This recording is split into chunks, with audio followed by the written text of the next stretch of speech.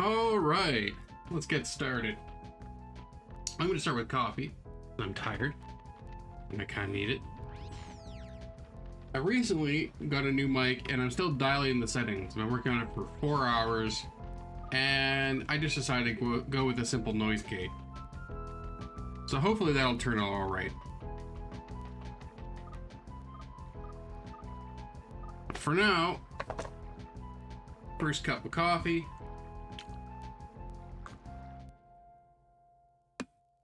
I don't know if you hear that. Probably don't.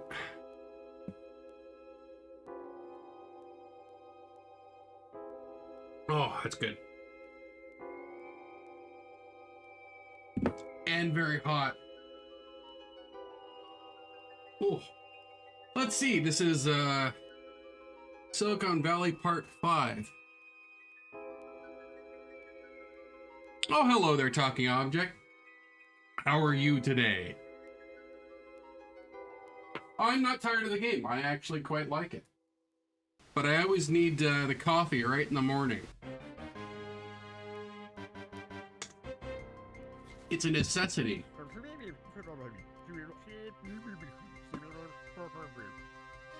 Although I don't know exactly how healthy it is drinking a pot of coffee in the morning.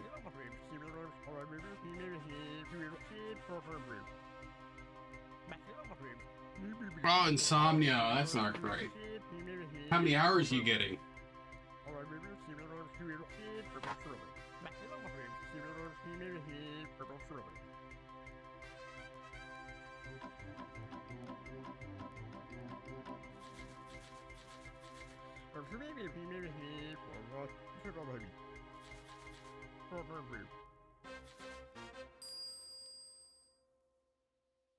Okay.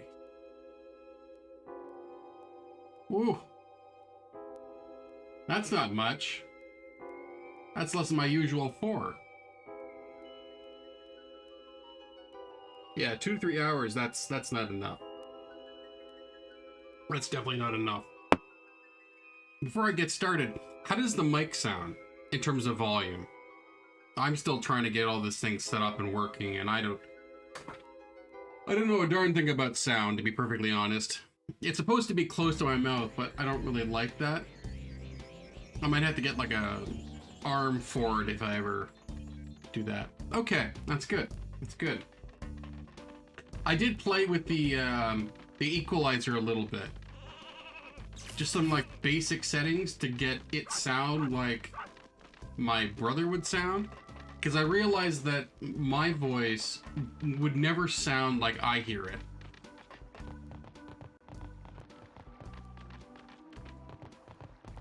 Yeah, yeah.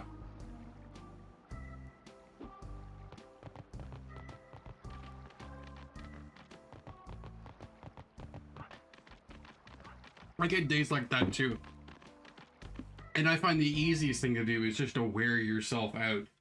It throws off. I mean, it'd be a lot more difficult if you have some work to do or whatnot. But I find just staying up past the point I normally would burns out all of that lack of tiredness, and then you just collapse.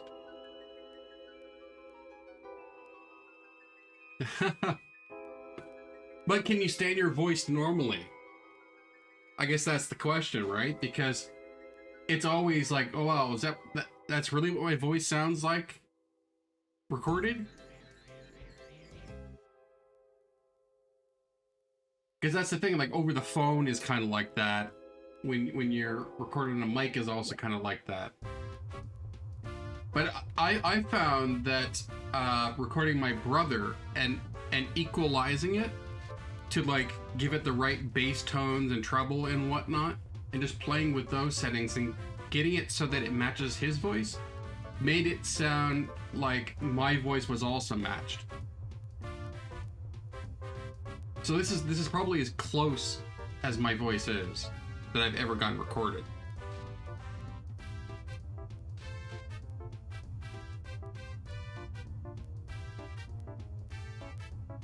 Yeah, nothing you can do about it.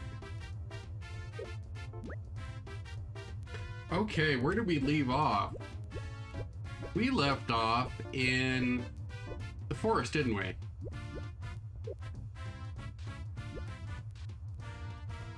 Jungle doldrums. Alright, might as well get started. Hey, that log ride looks fun. Oh, it's not working? Be careful when you get to that fiery pit. I can't be bothered to help you. Turn on the log ride. Stop that parrot squawking. You have to kill a parrot.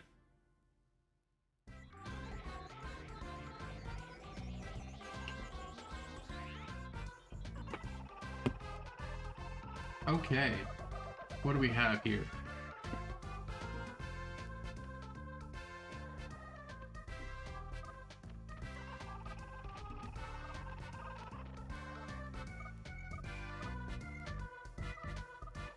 You ever get those game hankerings every once in a while? Like you just hear a piece of music or something and you think to yourself, I'd really like to play that game. I had one of those this morning and it wasn't for an N64 title. It was Persona 4 Golden.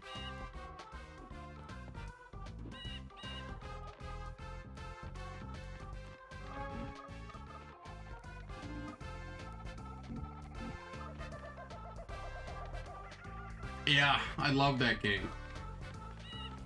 As much as I like 5, I know the Persona games kind of get like a bad rap for some reason. But my intro to Persona was 5. And yeah, I really like 4.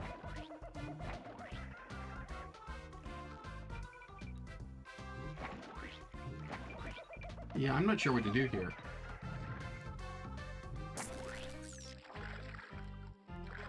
I do have the PC port, actually, yes.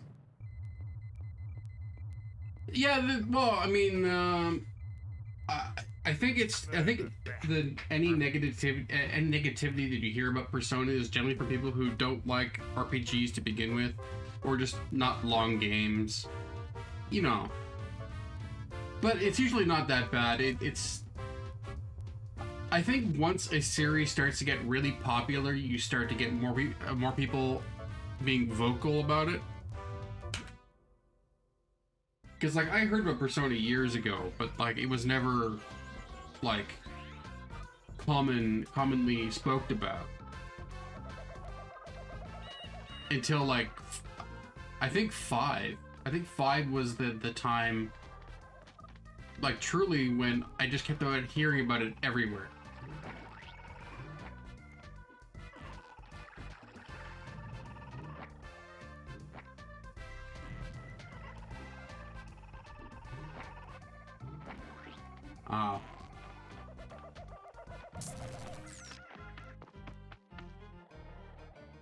But P4 Golden is one I really like.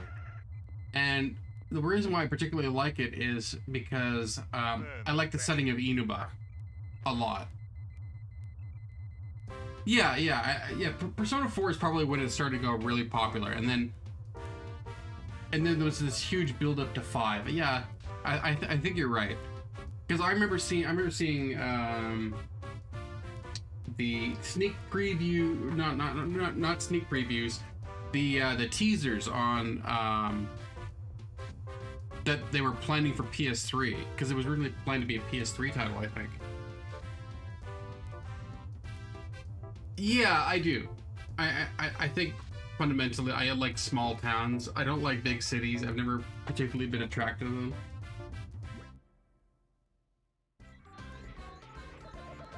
And I like quiet. I'm just that kind of person.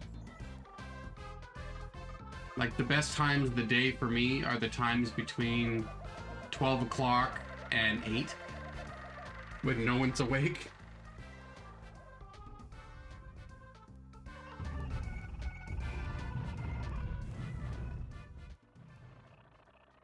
It's always kind of been like that.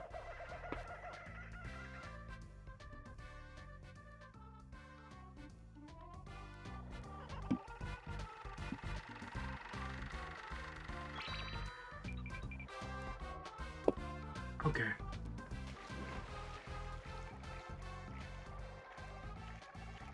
They certainly are. But like I said before, I didn't get a whole lot done last night. It's kind of disappointing. I guess neither of us did, huh?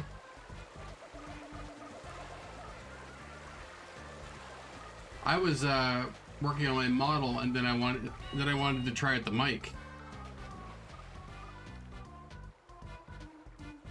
Oh, that's a shame.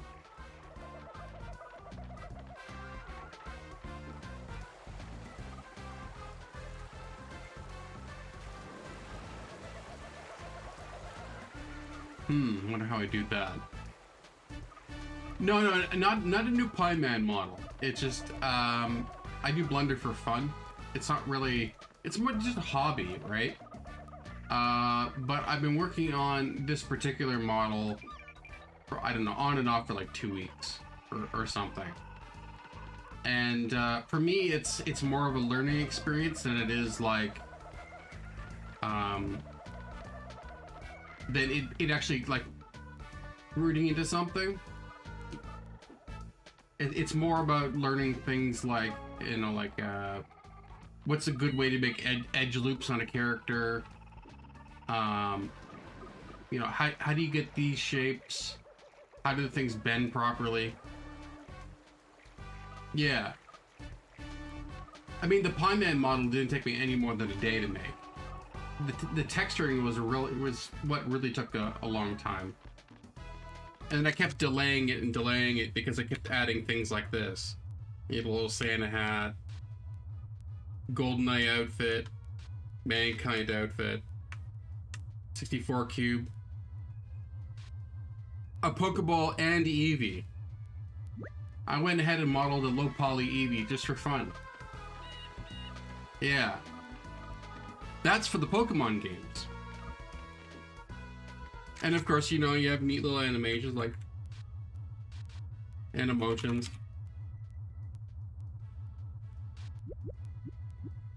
But that too was a learning experience. It was just trying to figure out exactly what I could do and do it in a way that was simple enough to kind of get like a beginner's feel for it.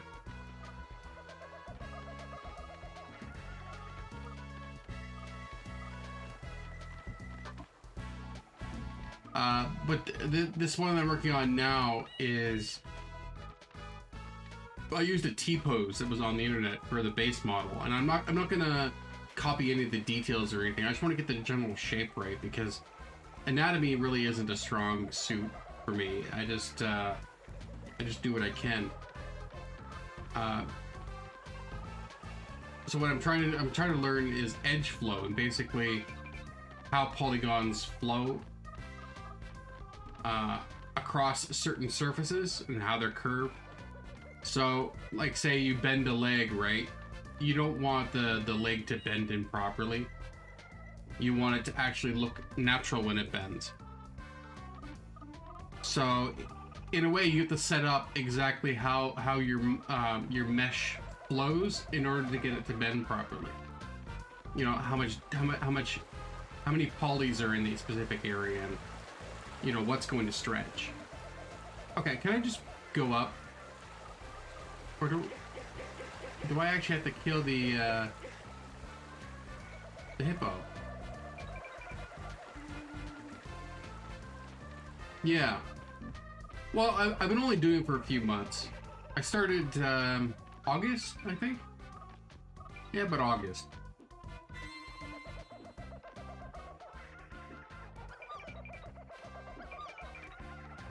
But if you message me on Discord, I could probably send you an image of what I'm working on. You'll probably like it.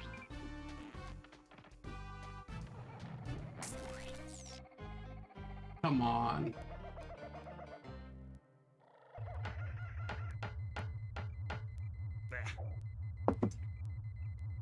Because I know your Discord name on Olivia's channel is different from the username you use on Twitch.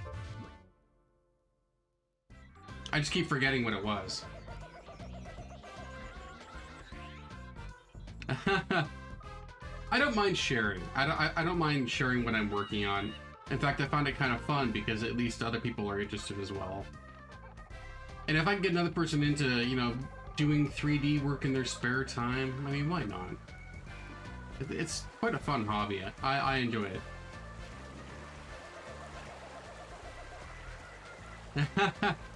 I did read the log. I did read the logs afterwards. And I do appreciate you talking in chat. Yeah, it is.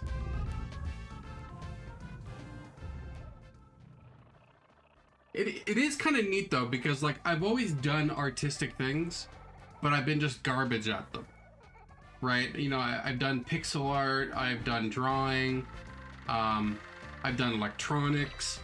Like I've done a whole series of things that would be like hobby-like and creative. You know, programming. Programming is a big one, right? And you know, I've done all those things as a hobby, but things like animation have completely eluded me. Things like drawing proportions right have eluded me. And it's not for lack of trying. It's just I haven't been very good at them. But once I started doing 3D Blender stuff and like really investing some time into it, you know, you can do quite a bit with it, quite a lot, including animation, which is what I've done a little bit of that. And I know how it works, and so I guess that's another thing I wanted to do.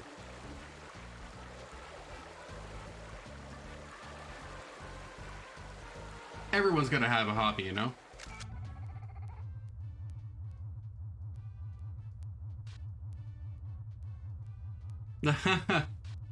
Well, I appreciated the time that you did.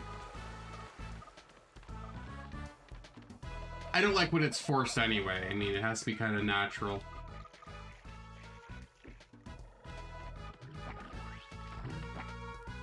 Okay. You know what? I think I'm lost here. What do you think?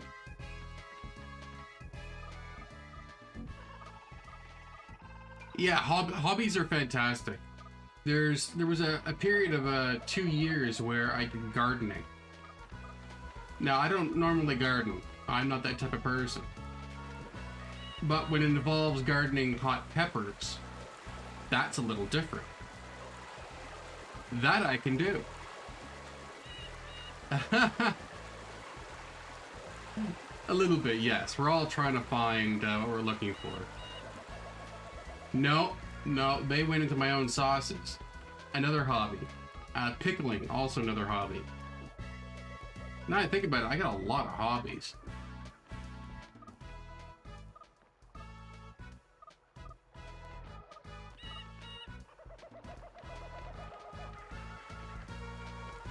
Okay. I'm starting to think that I have to kill the hippo. Now, how the heck am I going to do that? Ha ha ha!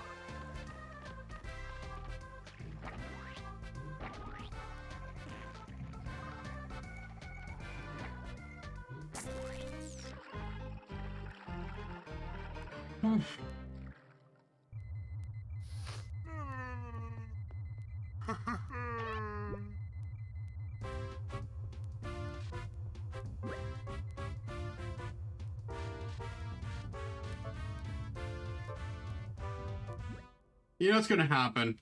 Is this gonna be a very simple problem that the solution will have eluded me the entire time? I won't have seen the switch that's somewhere, or I don't realize that I can climb on a certain thing. And I'll spend the next 20 minutes trying to figure this out.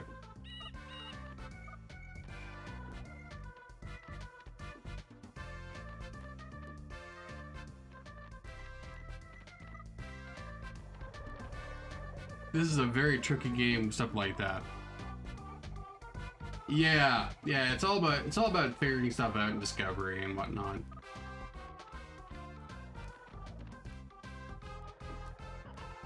But I have a rule that I won't look up at the guide if I'm partially stuck.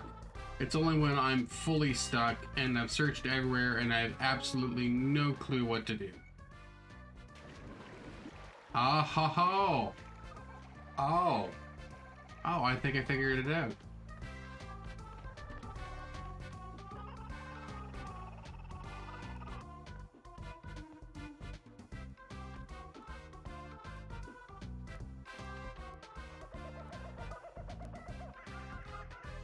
As stuck, I don't know, spending 20 minutes going around the same place over and over again, and then finding nothing. The thing is that on my off hours, I don't mind spending an hour, even 2 hours, wandering around doing nothing. I really don't. But if I'm gonna be on stream, you know, it kind of wastes. Well, I guess in this case, your time as well.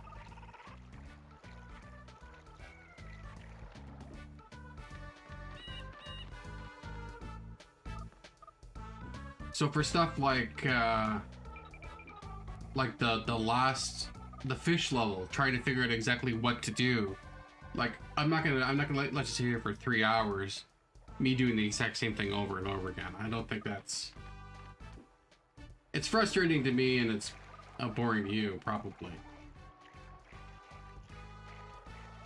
Okay, I think I'm on the right track, but on the wrong track.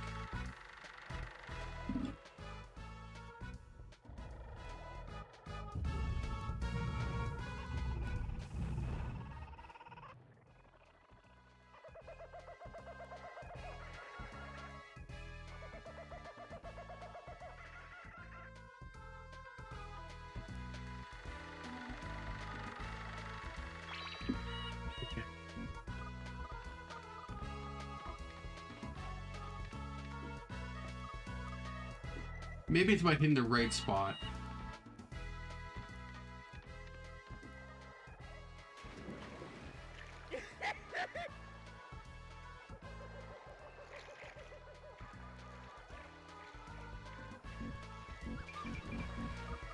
Okay. Maybe getting it chasing me. Over here. Over here.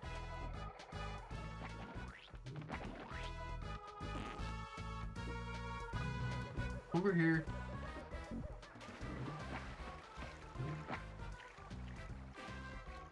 Hey.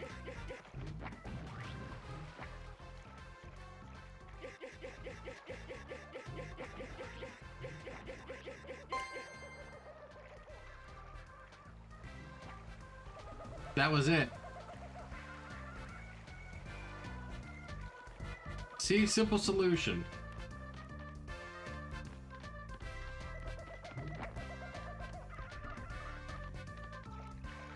I should never forget that the game likes to do stuff like that.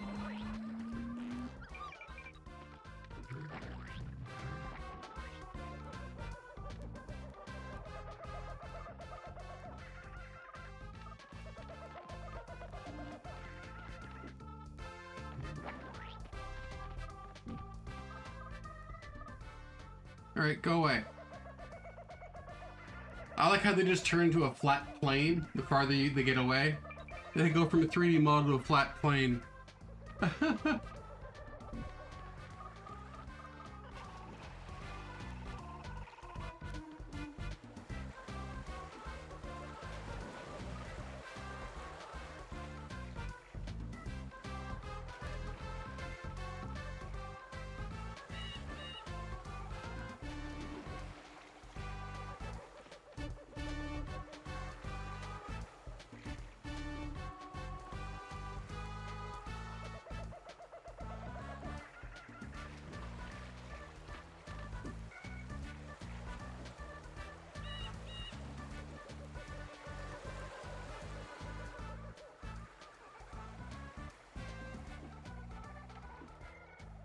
Ah, there we go.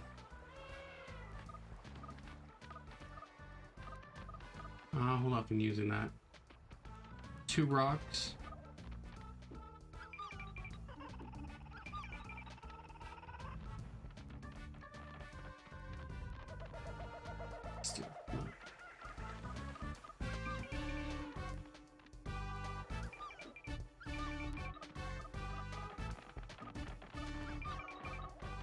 You probably have to get them to kill each other.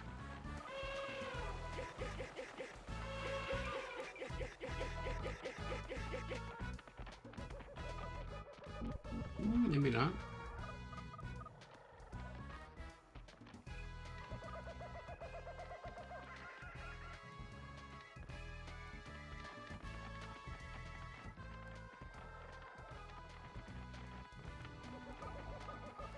Okay, that's not it.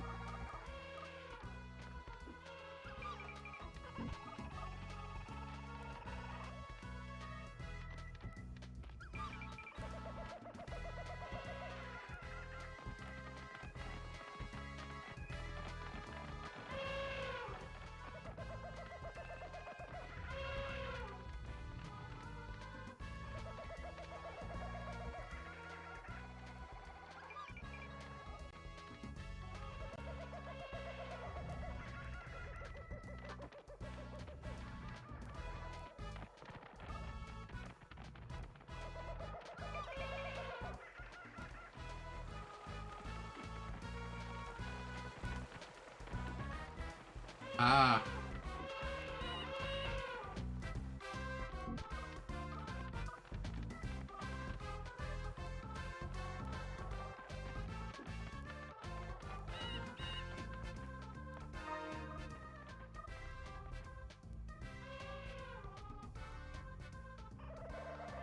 Okay.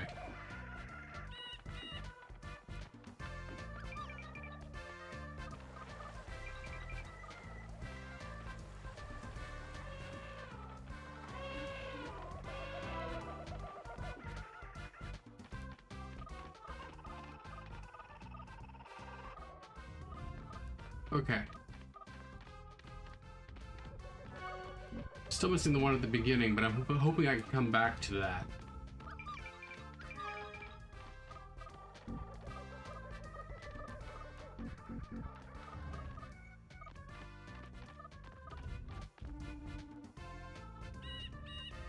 The blue bar? What is that again? I don't recall, actually. Because the ones with missiles use the green dot. Is it air? No.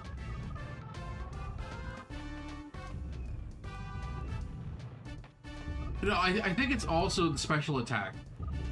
But I think it depends on which animal you're inhabiting. I don't know why it's like that.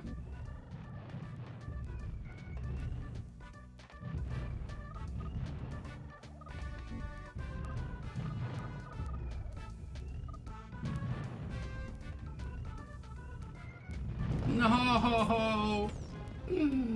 Oh!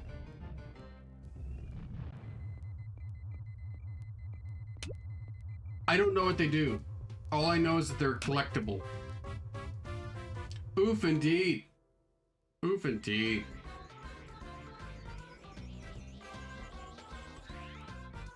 Yeah. Yeah, all I know is that they're collectible, and I don't know if you need to collect them, but you probably do. I mean, it's simple enough to go around the level and collect them, so...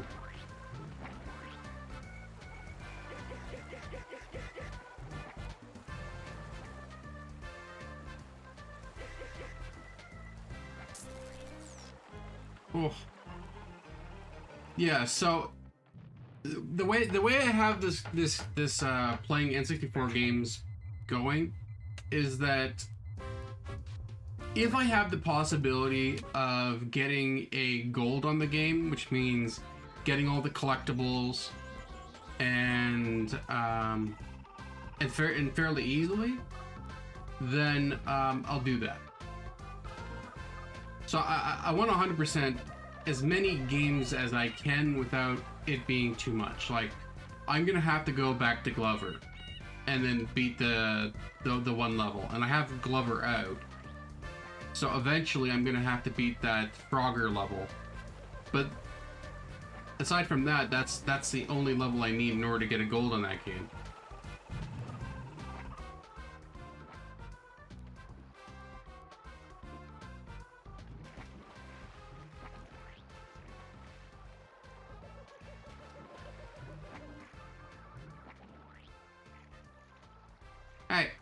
back here.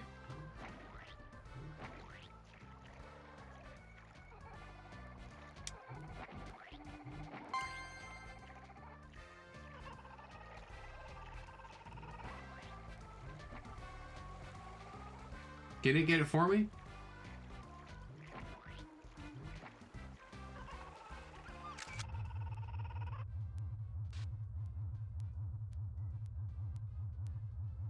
Oh yeah, Fargo level is so bad. The stick is fantastic. A couple years ago, back in the mid 2000s, I think, I went and bought a whole bunch of replacement joysticks for all my controllers that have been worn out over the years. So the 5 that I had at that time all have brand new joysticks. I still kept the broken joysticks though. And then since then, because I started expanding my N64 collection, I have just a ton of controllers now. I think I have at least 15. And they all have great controllers. Believe it or not, the people that bought the Fantastic systems didn't use them a whole lot. Like, I'm just saying, like, clear blue, clear green, clear purple, orange, red. What was the other one? Smoke. All of them, every single controller that I've got in those are perfect. Like, untouched. Yeah. What do they call them? They're the steel sticks.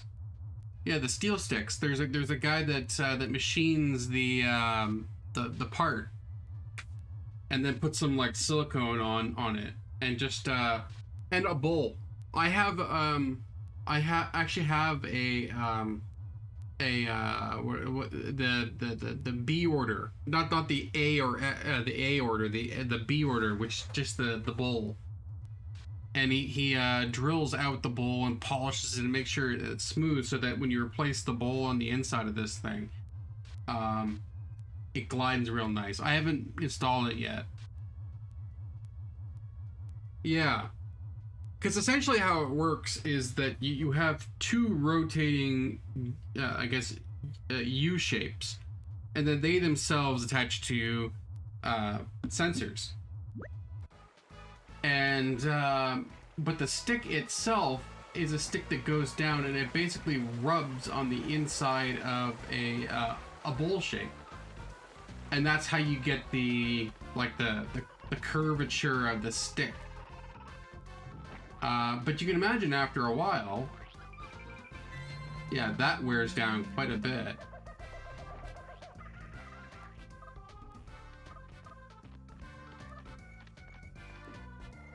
So I'm kind of glad that you know, that at least there's some options to replace these things. But let's be honest, the guy doesn't put them out a whole lot of them.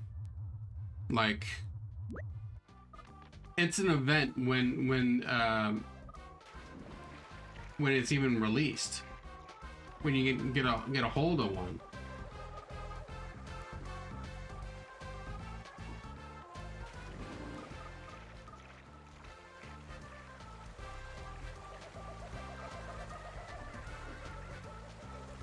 Like, I do kind of wonder whether or not, like, the reason why it's like that is just because there's just not enough demand for the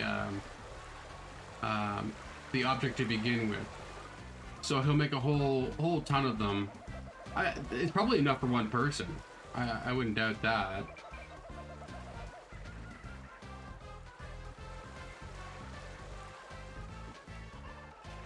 Crap. I need health.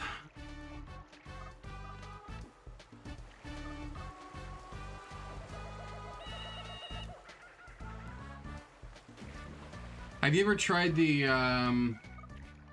what are they called? The it's that new controller that is like Battle something. I forget what it's called. I have one, I just don't use it.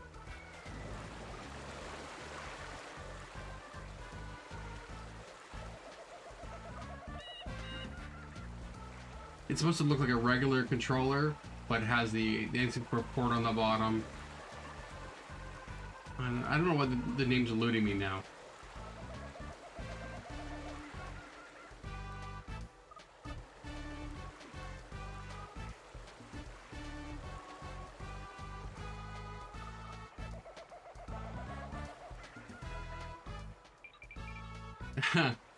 Battle Beaver, it might as well be. That's really gonna annoy me, actually.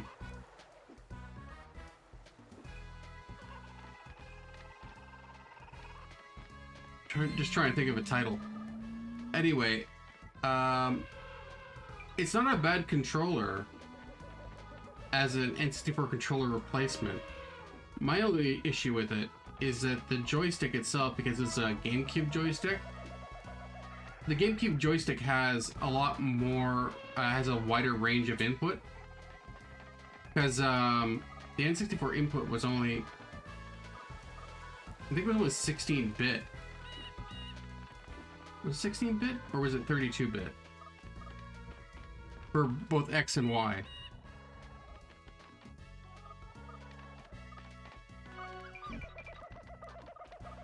Yeah, let me see what they're called.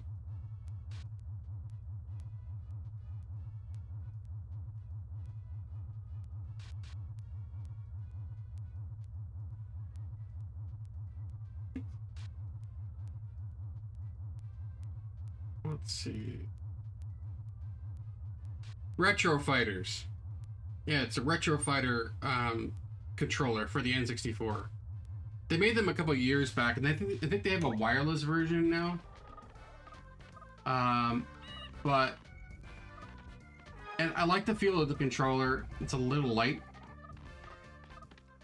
But speaking about thumbsticks, they decided to put in a GameCube style thumbstick, and as much as I like the GameCube style thumbstick, the problem with it though is that the GameCube itself and the 64 kind of did their thumbsticks differently in terms of the data that's received. Because for some reason, the GameCube thumbstick, whether you put an actual N64 style GameCube thumbstick replacement into a controller, which I have done before, or the Retro Fighter style, it tends to have a much different dead zone than the N64 controller, and the outer limits of the edge of the controller tend to be overly sensitive, like very overly sensitive.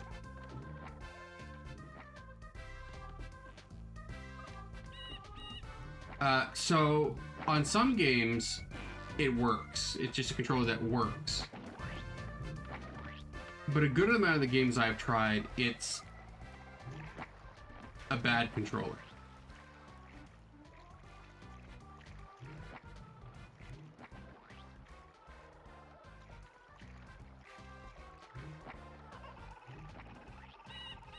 Okay, come on, come on. Why don't I waste my entire health just getting you over here?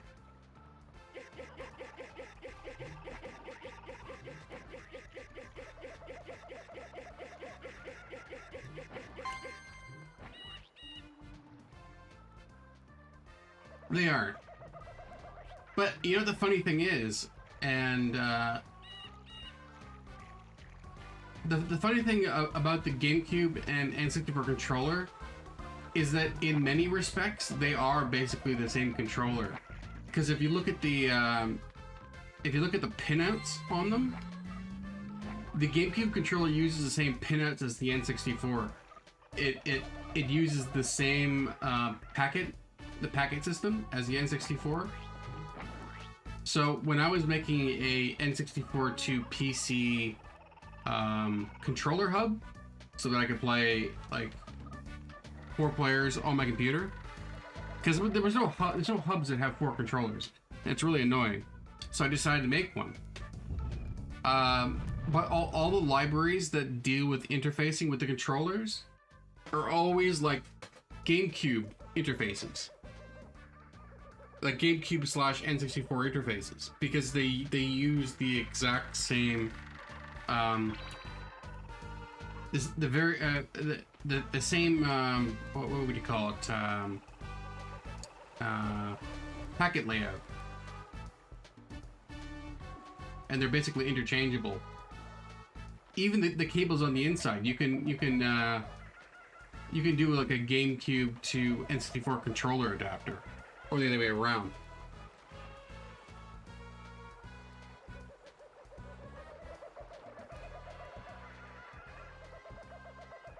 I mean, the only difference is the C sticks, right? The C sticks and the 64 buttons, so you have to deal with that.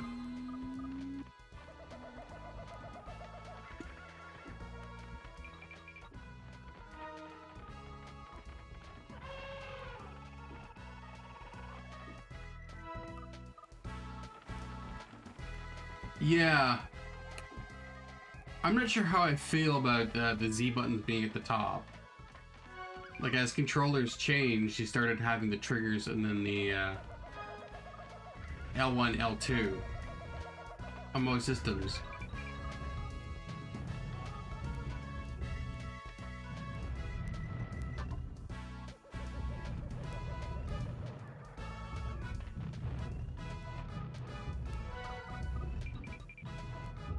Oh.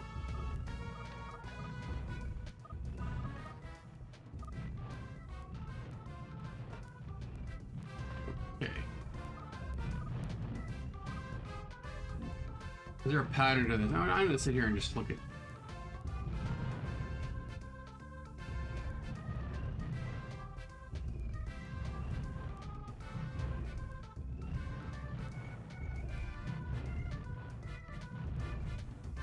I don't see any pattern.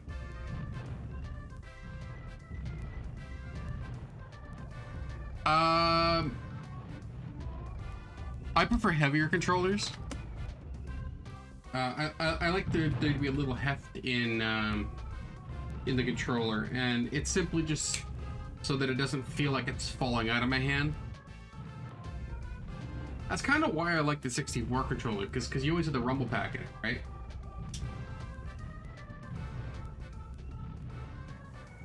Not again. How do I get over that if I keep getting pushed off?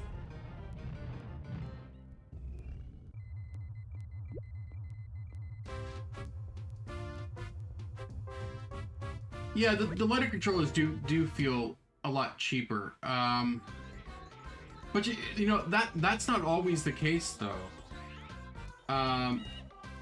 It has a lot to do with the type of plastic they use, I find.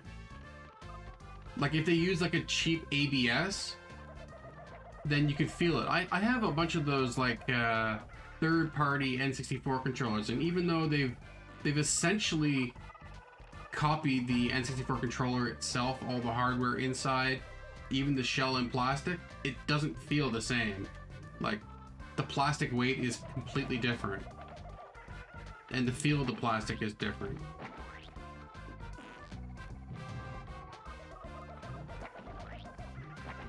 Come on.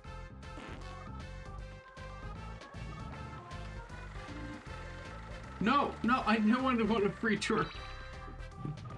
Okay.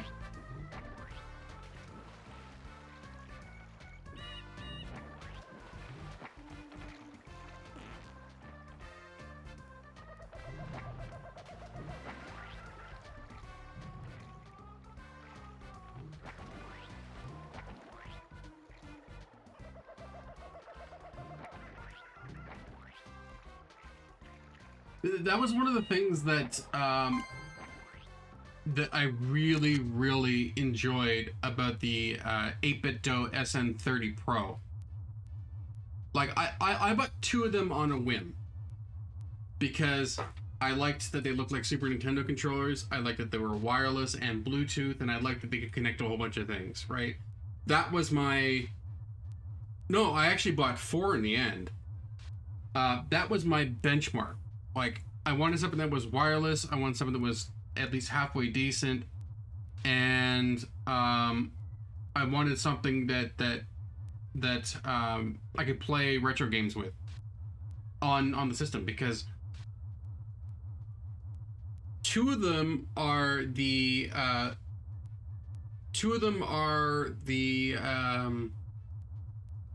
do I explain it? Remember the Super Nintendo with two different colored purple buttons? And they had like the start and select were on a slant. I have two of those. And I have two of the other style Super Nintendo controllers, which I can only assume is the original Japanese style that has them straight across, and the buttons themselves, I think, are just all one shade of purple. I didn't buy the European one, which had all like red, green, blue, yellow. So two different versions. It's not that I didn't have the option. I actually wanted two different types of sets. Because the thing is that I get used out of having multiple controllers.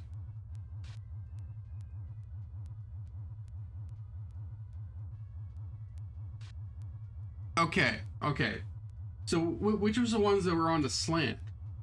Because I always remember Super Nintendo controllers being on the slant.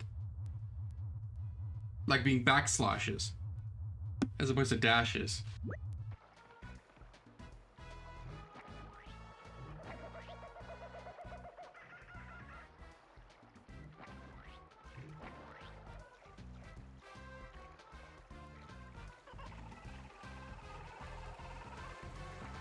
Okay. So did Europe get the colorful ones as well?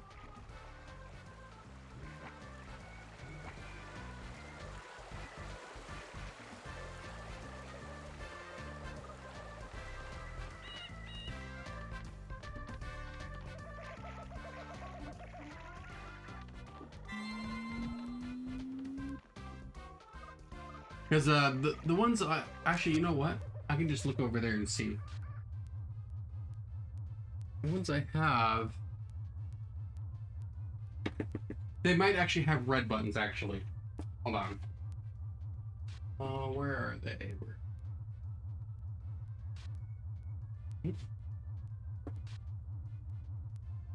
Two Super Nintendo ones that I'm familiar with.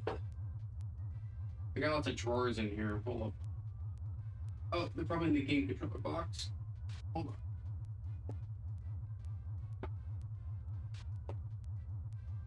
on.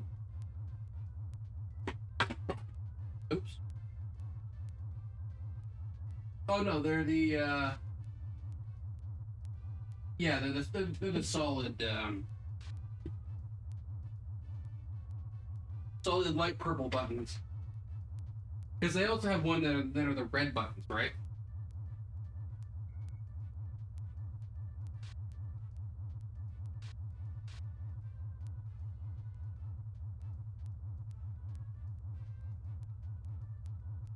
So they all have slants.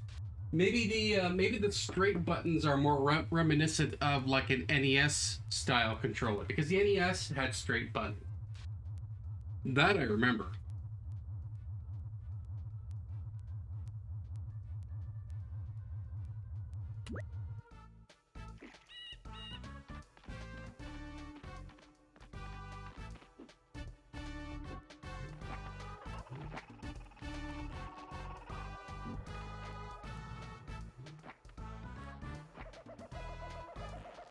Yeah.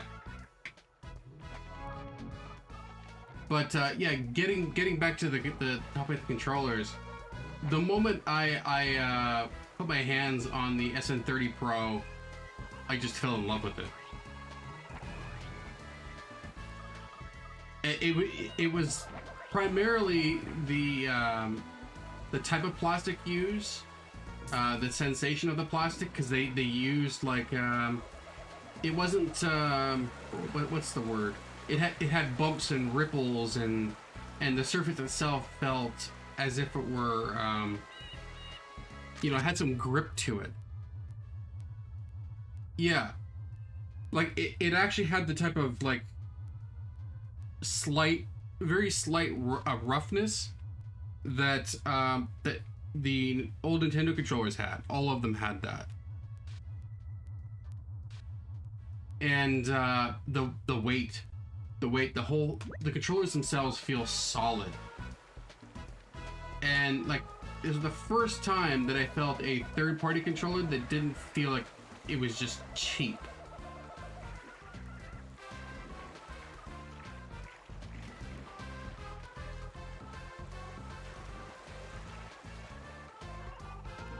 Okay, come on, let me on there.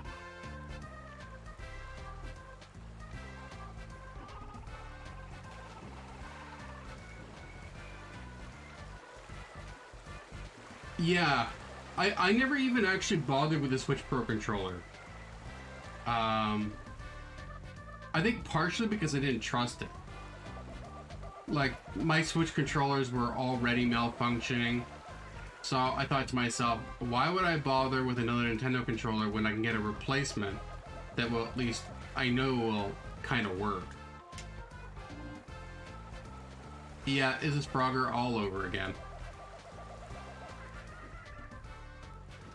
Oh, come on.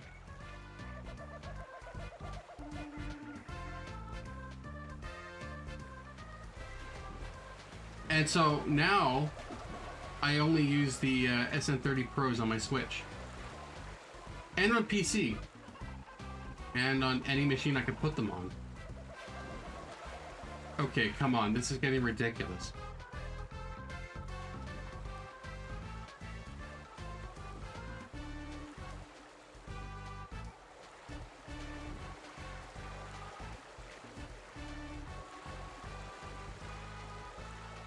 If the toaster had USB sockets, I'd definitely try it. Because I also have those adapters, right? Well, the nice thing about it is that if you use those adapters, like, they work perfectly. I have a lot of those, like, retro consoles. Well, I mean, the original Sony one, what do you call it? Like the Sony Mini, Sony... I have that one, and I use those 8BitDo adapters on it.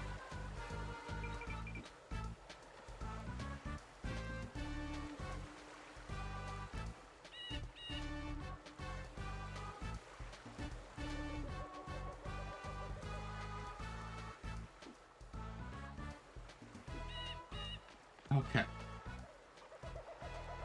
Yeah, they do. They do. The adapters work on a lot of things. Yeah. Because basically, it's like plugging in a any type of controller that you want. It has D input, X input,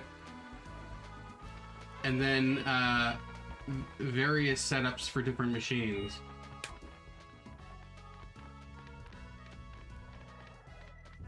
But I think the 8BitDo created their own adapters, because I only have the two of the gray, like, brick style pattern adapters.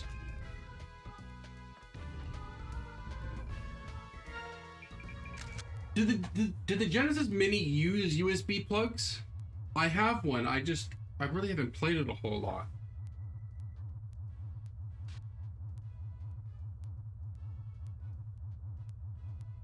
It did, okay. Yeah, do you have one of those 8BitDo adapters as well as the... Yeah. Because if you do, you should try it out to see if it works.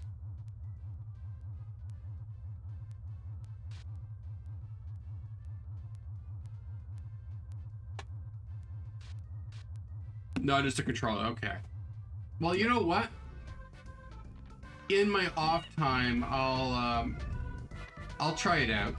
I'll try it out for you, and I'll tell you if it works.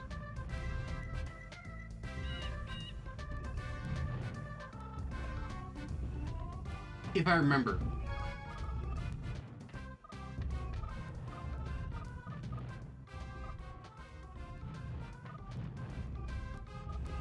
Okay.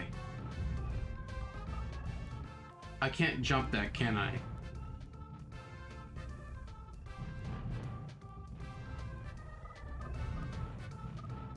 There's a secret here that I'm missing?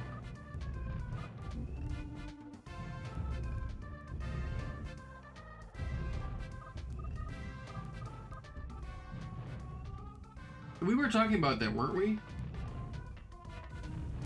What was it? Oh yeah, the extra buttons were for things like fighters, right?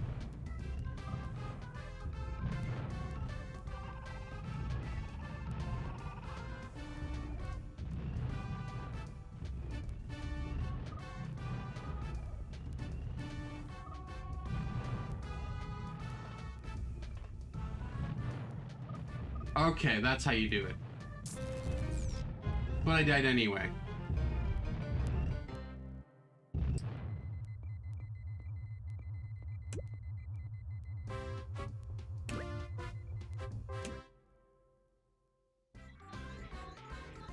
Give me 1 second, I'm gonna pour myself another coffee. And this game works with the Rumble Pack, which is nice.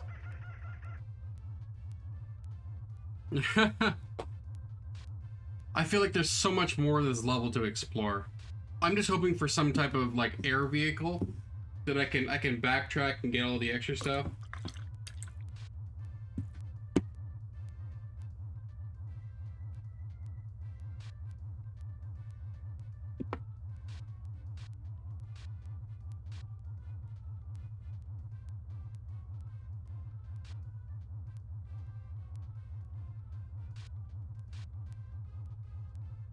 Yeah, the items are nice.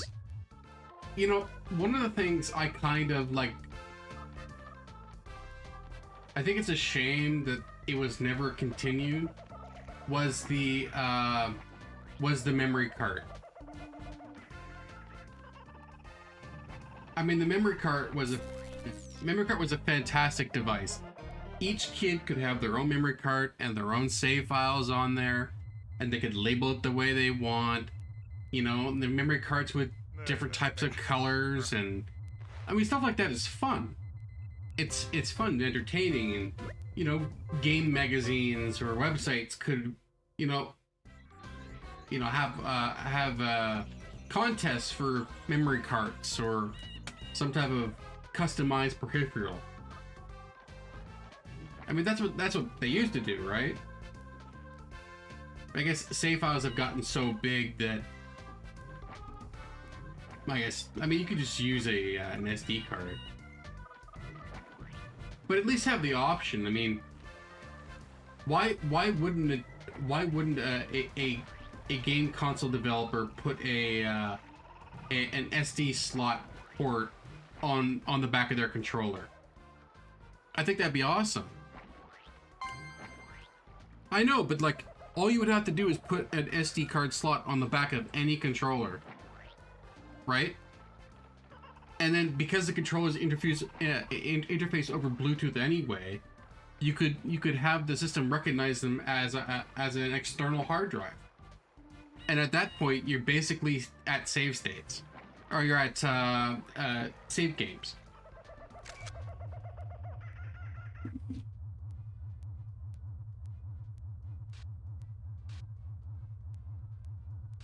Because I remember a time when kids used to bring over their controllers and their memory packs to their friend's place.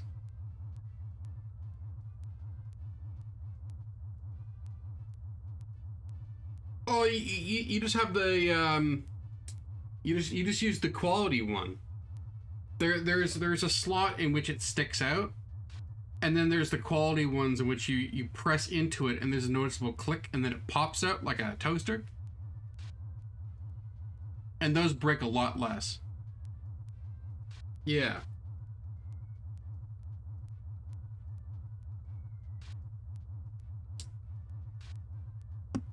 Or what you could do, and this would probably be the easiest way, is that you have a little plastic piece that acts as an interface board for the SD card and just kind of like expands it, makes it look like an old SD card. I mean, an old memory pack, but just like, you know, tiny or micro or something. And then you plug that into the controller. And all you have to do is just put an SD card inside of that tiny thing.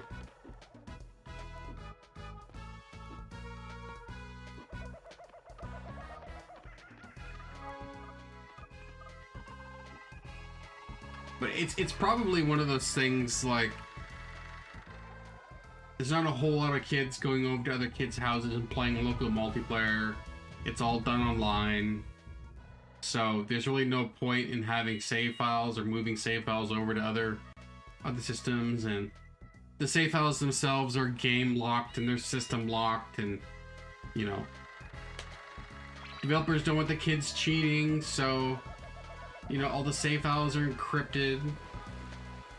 You know, that kind of bullshit.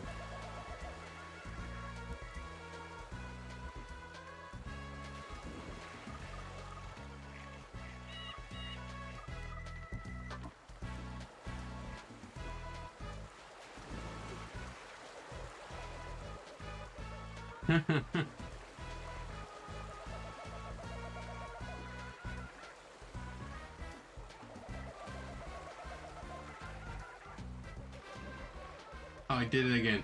Yeah, but the memory cards were interesting peripheral. The 64 had a whole ton of them. It had a pulse sensor that worked on a Tetris game. It was the only game that it worked for, I think.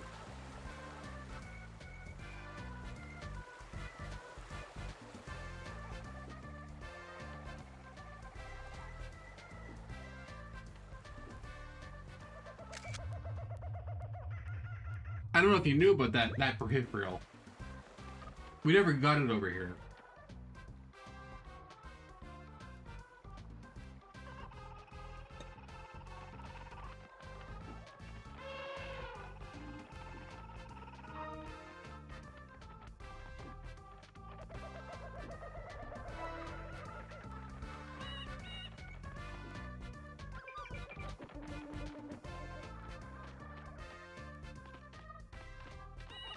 So I believe the peripheral itself was designed specifically for a version of Tetris, a Japanese copy of Tetris, and it came with a copy of Tetris.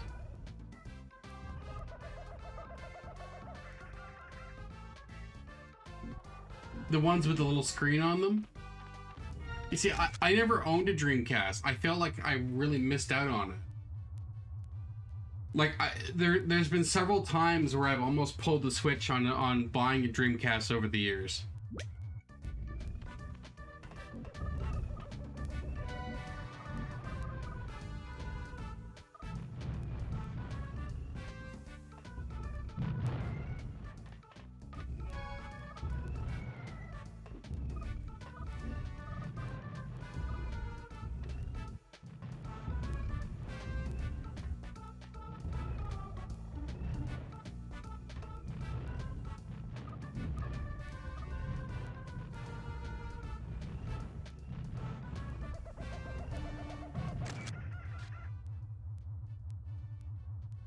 Yeah. The PS2 I think did everything better.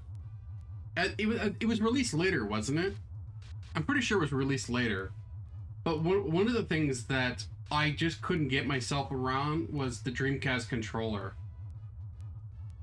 I like the idea of the memory pack being like replaceable, but I just couldn't get the feel of the controller all that well. It was maybe I was just too young and my hands were too small for it. I just couldn't. Yeah.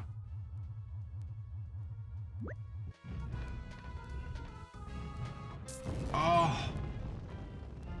I was too late.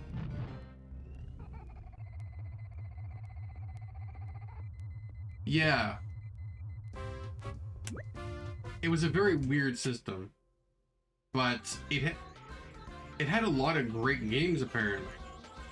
Like there's so many games that when I was looking up on the N64 list, just general information for them, like they either came from Dreamcast or came from PS1.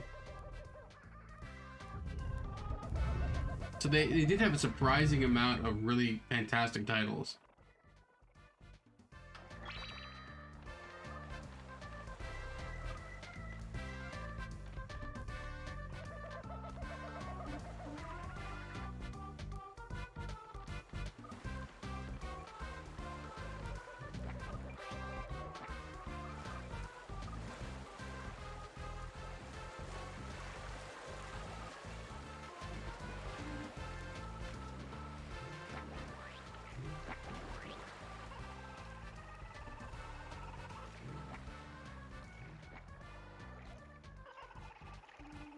I wonder if this guy can collect these for me.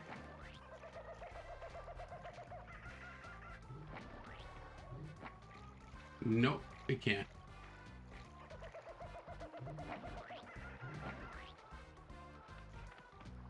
Was Bomberman Online actually online?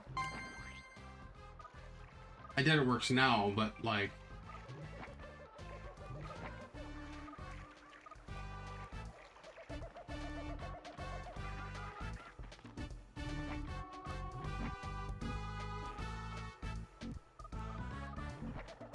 Well, that's pretty cool.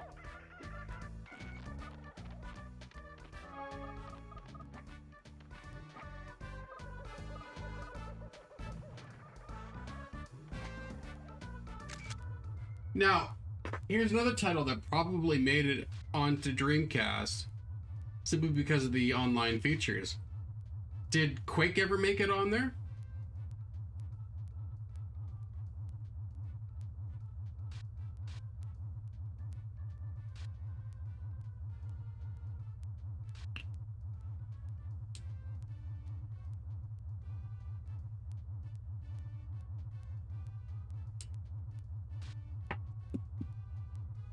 Yeah, I figured it would have. It was on every other system anyway.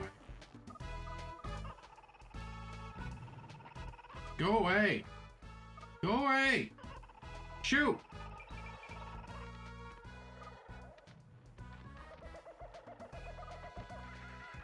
Let me platform in peace.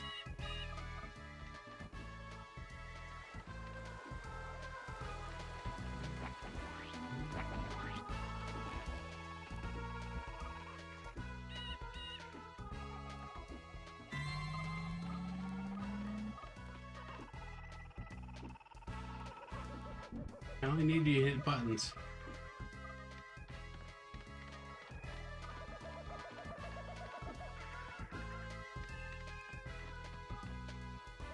Quake 3 Arena was on it. Oh, I miss Quake 3 Arena.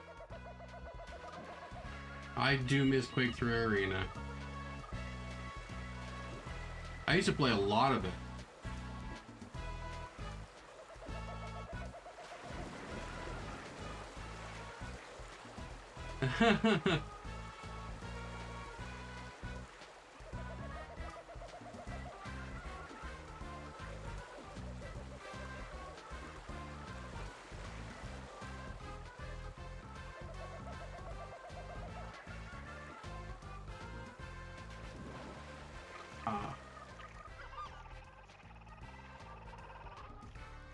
I never played a whole lot of online Q3A, but I definitely played a lot of local Q3A, like private servers and whatnot.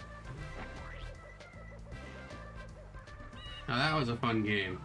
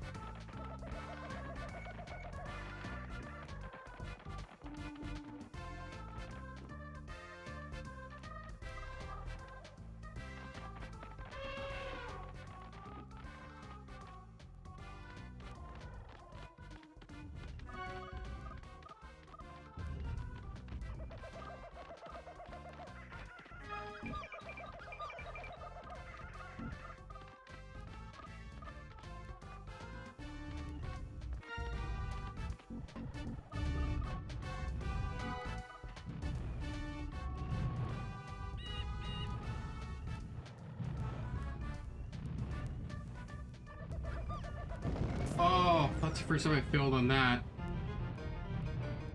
This level. This level.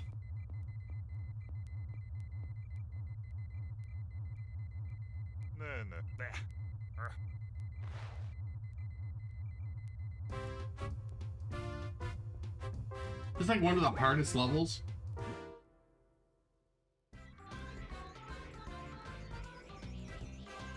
And it seems to be. Seems to be. No, I'll get through it. I'll get through it.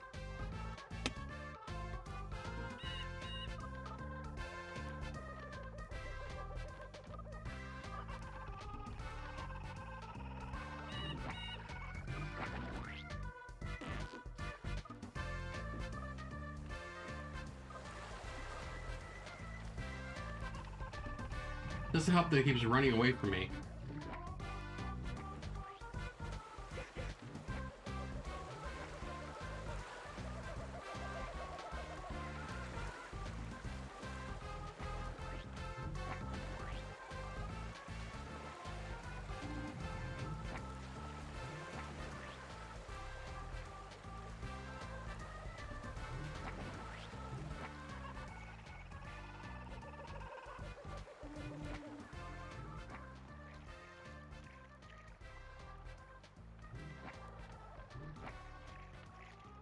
What an annoying AI.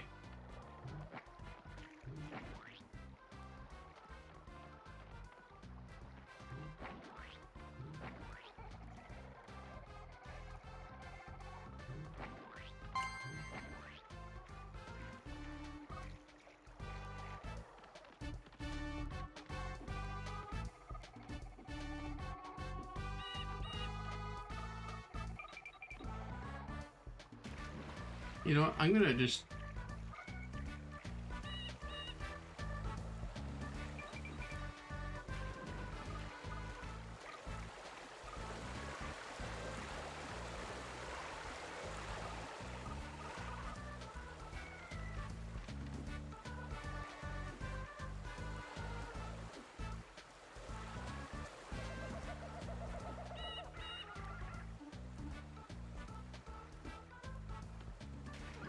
Oh.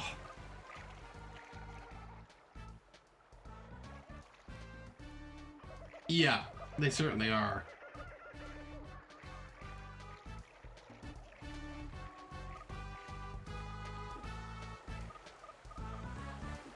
I mean, we're all kind of used to bad escort AI. Why are you going down that corridor? There's enemies down there. Why aren't you following me? Why are you running in circles?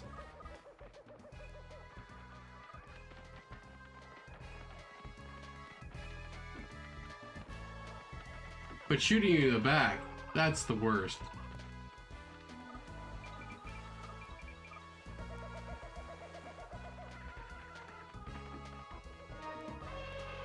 Oh, actually, there's life over here.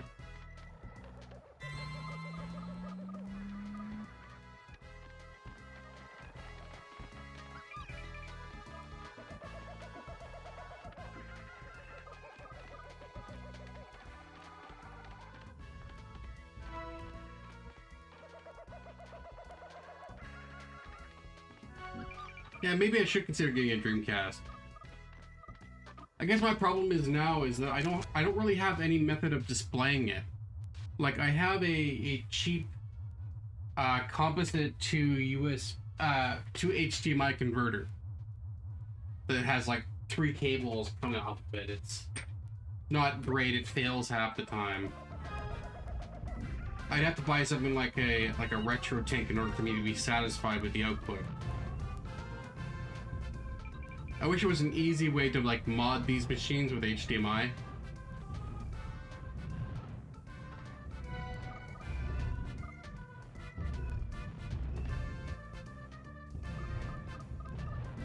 And then I have to find out how to a good method for putting games on it, because I don't have a CD drive. I'm not going to be burning games in order to play them on the system.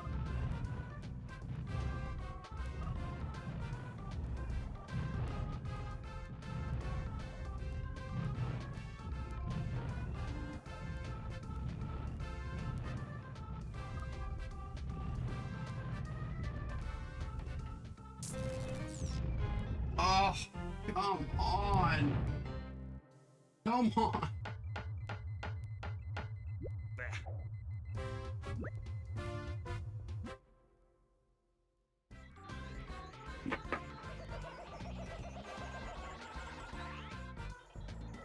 That's torture.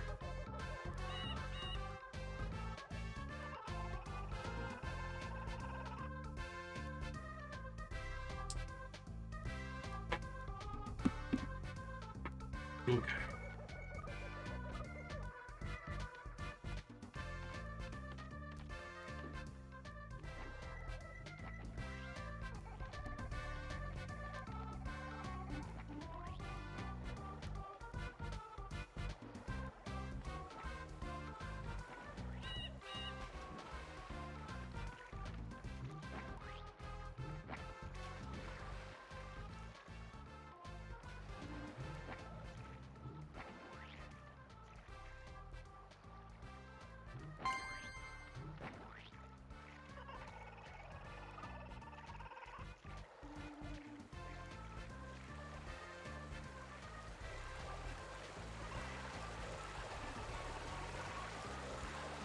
No, there isn't. Just this one.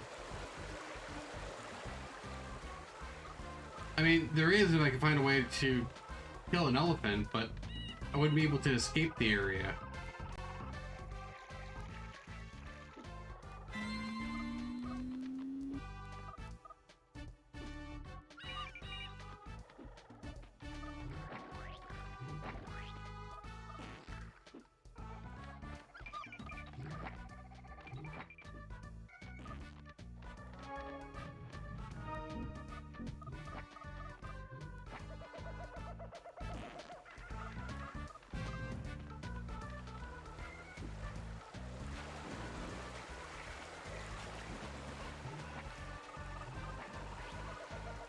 Oh, this thing started following me now.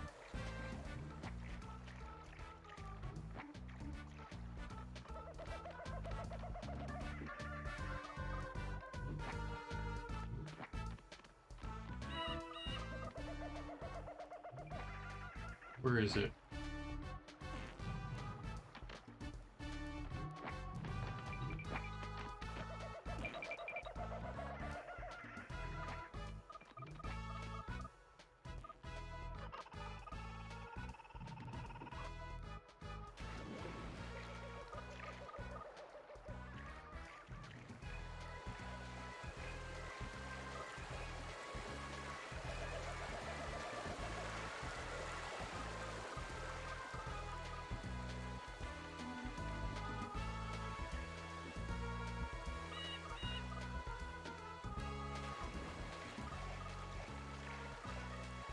I wonder if I can hit those.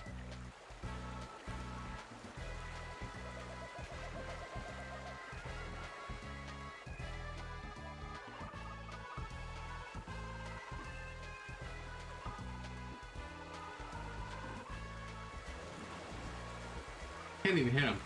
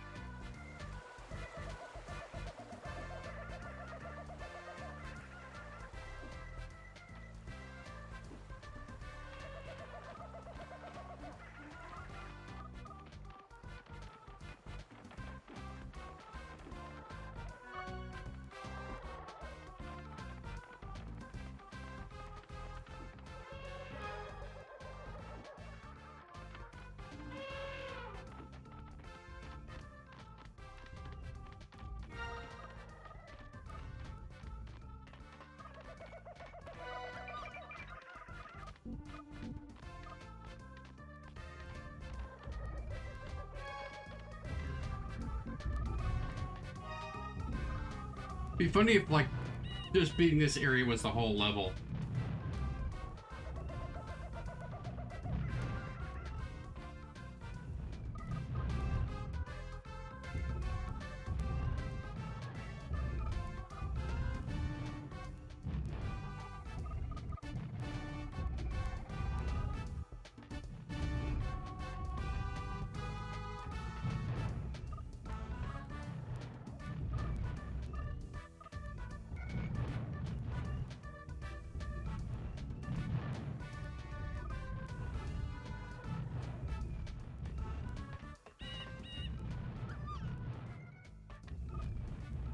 I did it! I got a slight bit farther. What does that do?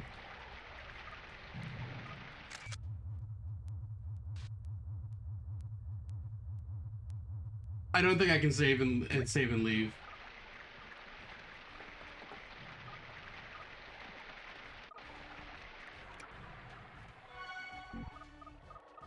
My only hope is being able to get a different creature and then come back.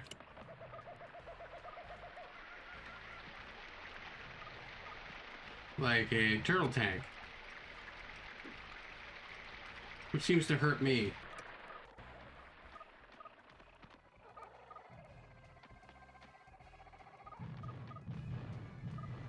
Really? Really?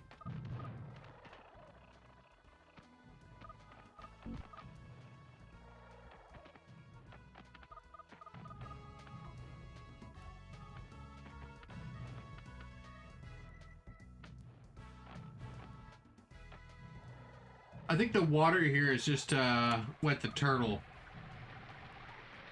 so I can't hit you.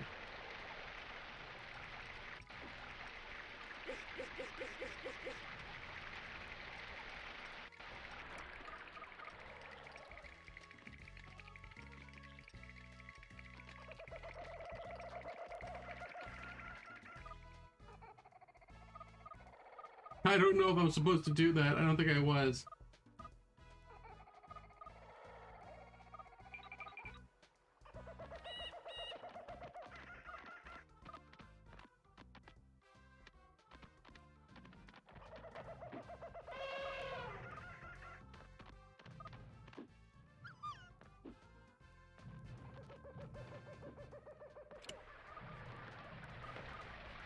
All right. I think now I'm officially lost. That was an accident, actually. But not really. I mean, let's be honest. Alright, I think I need a hint for this one.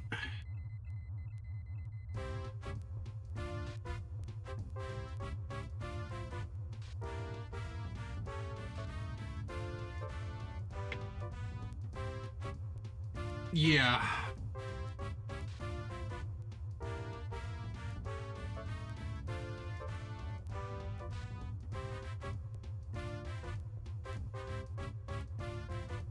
What the heck? Okay, I'm just gonna read the first line of this walkthrough. Just so that, yeah. You start out with the hyena. Drop down and laugh like a maniac until the hippo gives up and dies.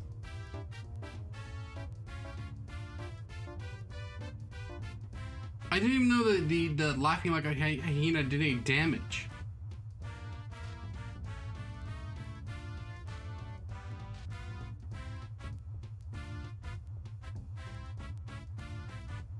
It's like, how am I supposed to know that? How am I supposed to know that me laughing will make the hippo die? Out of all the creatures that I've experienced with the hyena.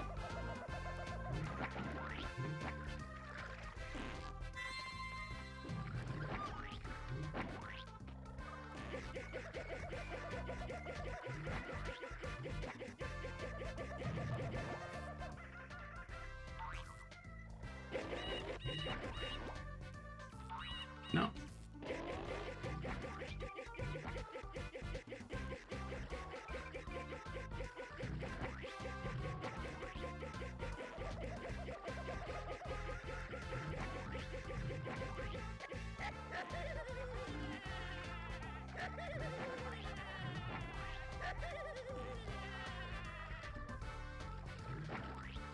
Hopefully I don't have to be down there.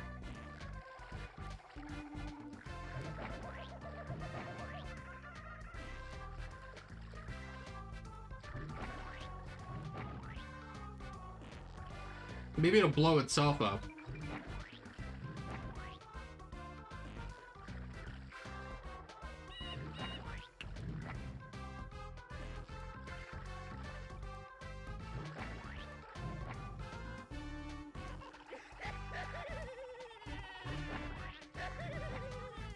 No, I think I have to go down there.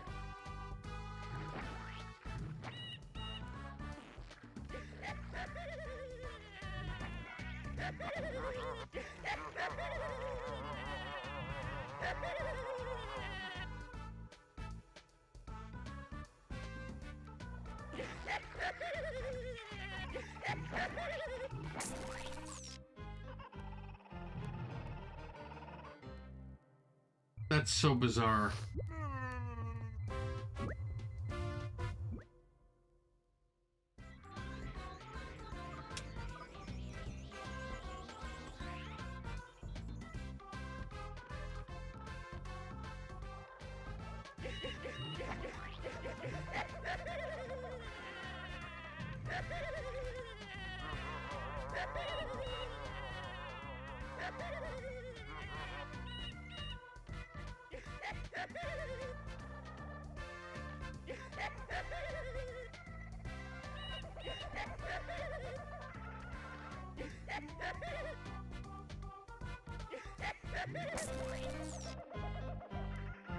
Yeah, it seems possible.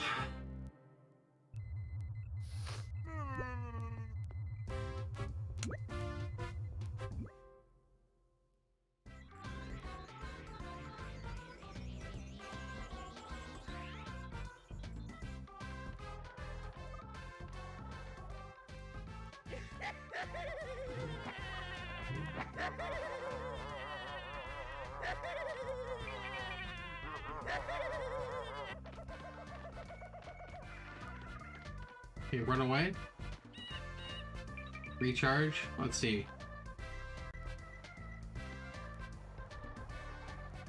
Yeah, I am actually really liking this game. Yeah. Oh, definitely.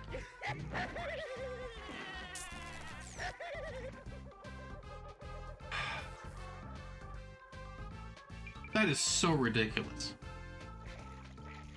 Alright, I'm gonna heal up first.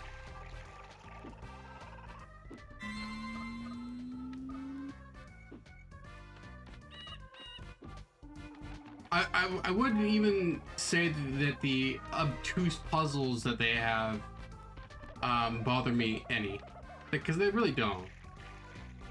They're just it's just what you'd expect. Earblade conquers. Snorty attack, sticky mines.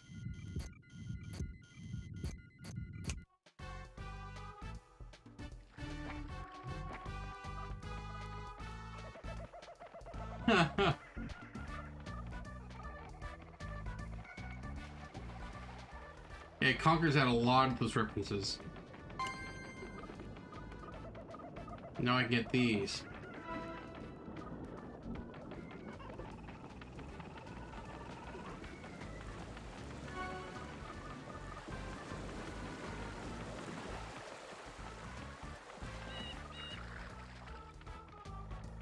Might as well see this.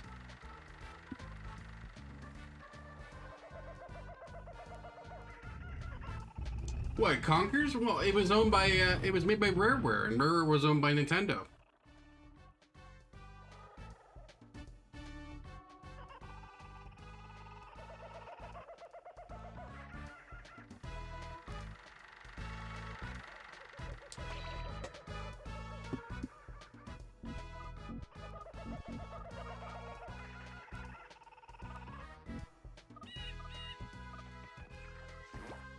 Well, it was technically a third-party game, but it was a first-party game. Or second-party?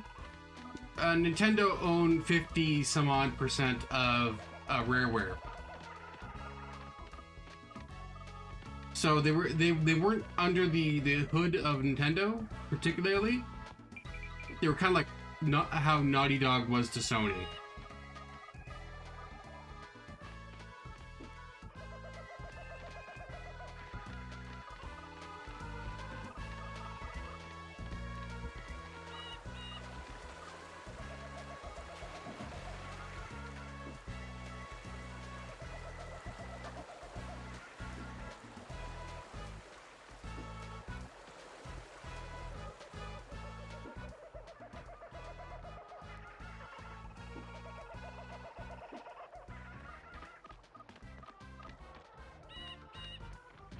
I wonder.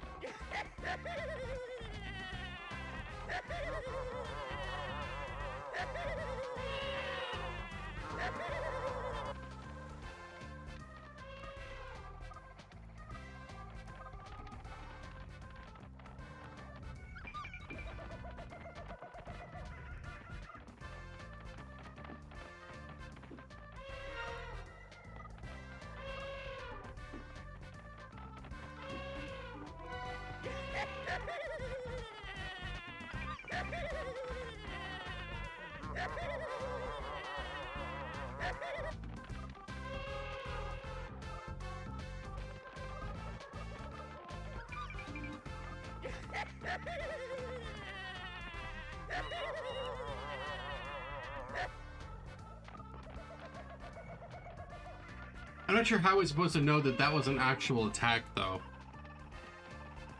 Because on the data sheet, it just said he could laugh. His ability is laughter.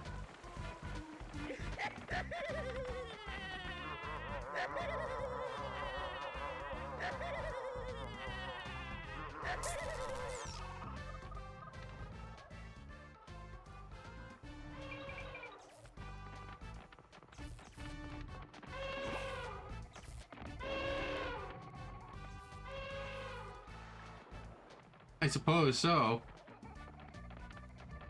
I shouldn't kill the other one, because otherwise we won't be able to get up.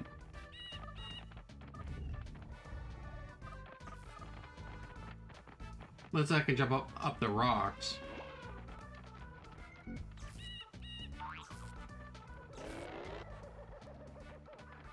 If I can, I'll take out both elephants. You know what?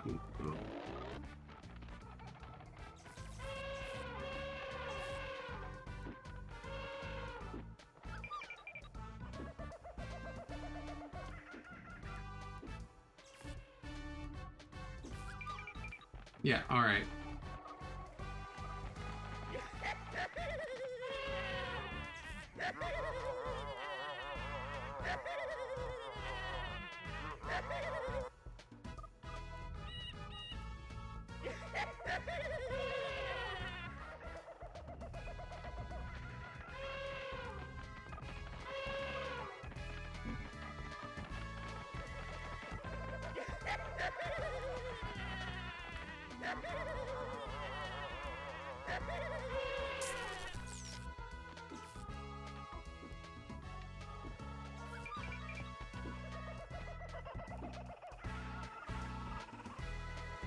Yeah, most certainly can be a weapon, but I just didn't expect it to be used as a weapon.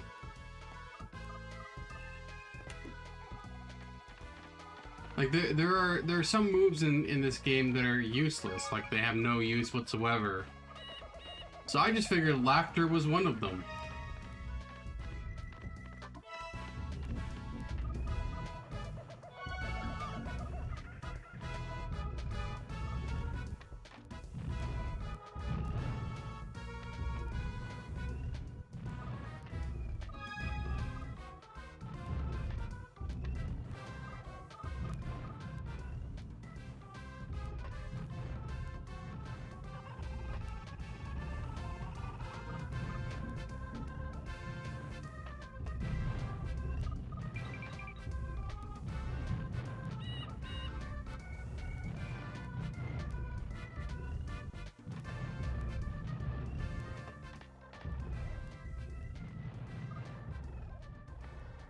Okay, so I figured out how to get over here consistently now. Now that I found out this one little thing. One little thing.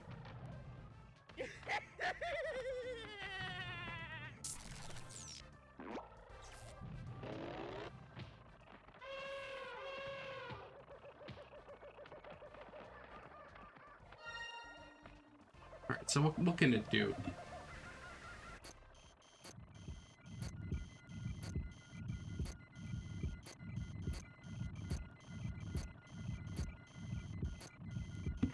I don't know what grab and lob is. Water spray.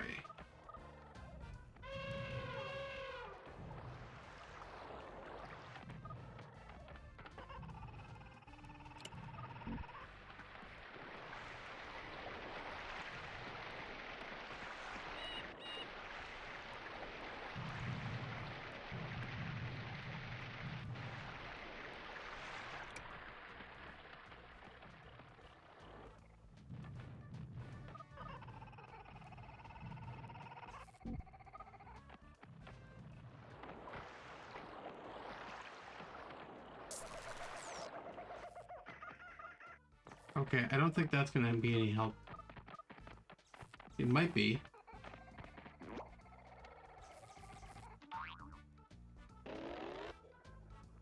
Let's have to go into the tubes.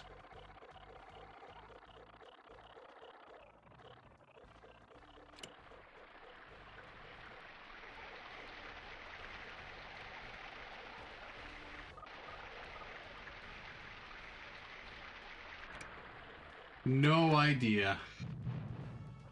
See, I was thinking of the elephant spraying water down there and hardening the lava, or maybe making it erupt or something, so maybe I'm gonna try that.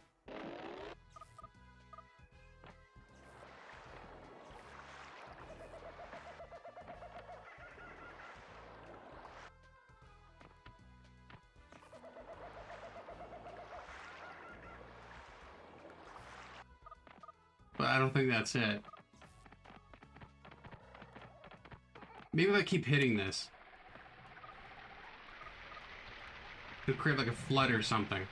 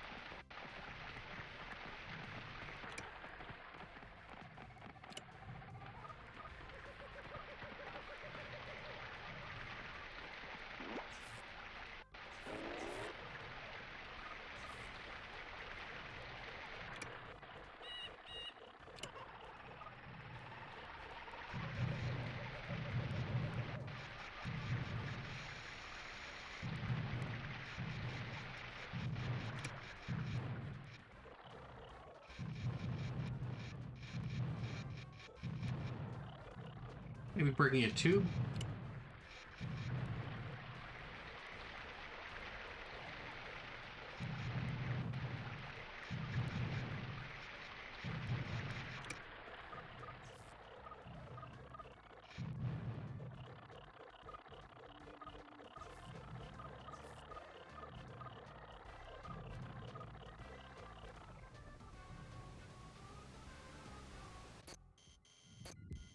Tortoise tank. Jungle, hotshots, hide.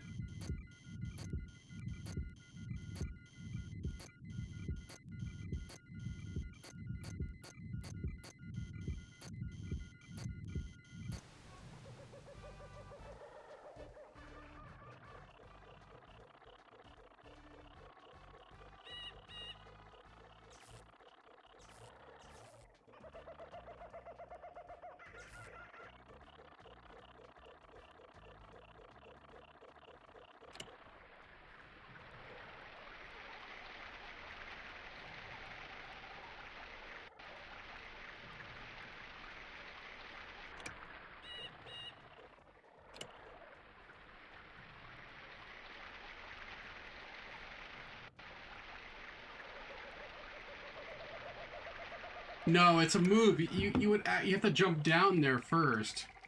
But even if you jump down there, it's not as if there's anything that will help you get to the other side. Right? You can't. There's nothing down there.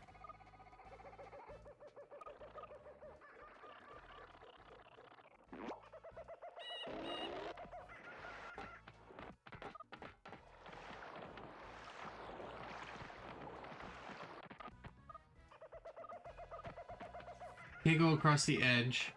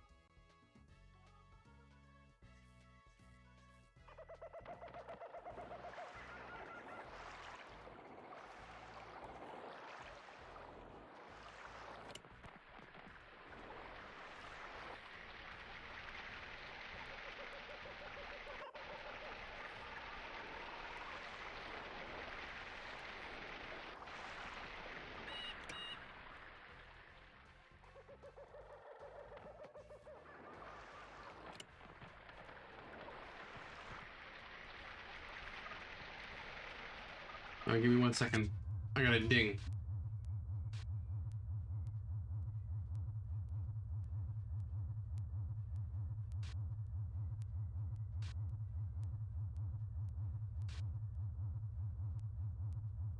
Okay. Alright. Let's try the other one again. I know it's something simple. It's gotta be something simple, you know?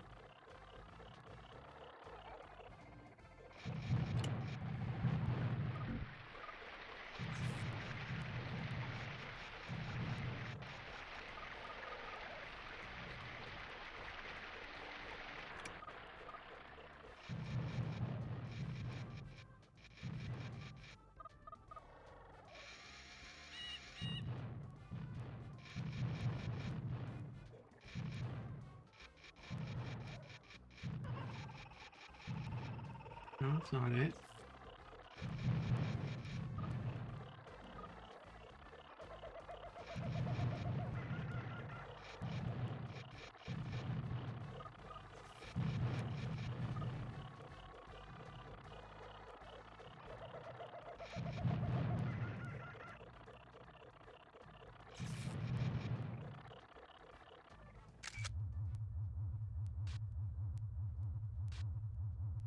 Back there?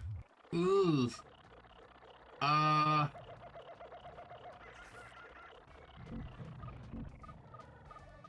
No.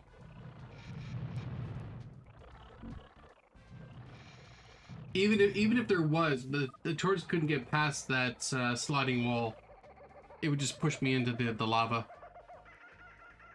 I gotta see.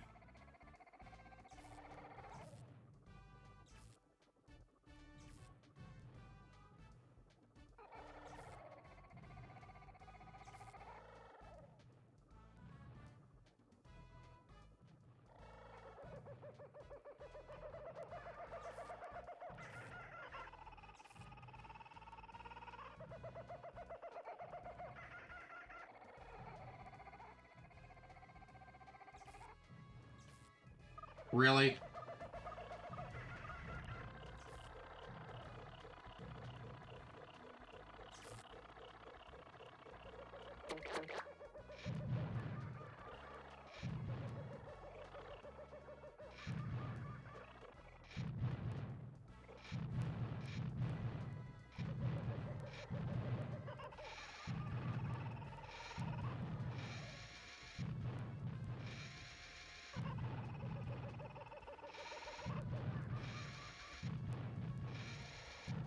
I can see why this level would be very, very frustrating.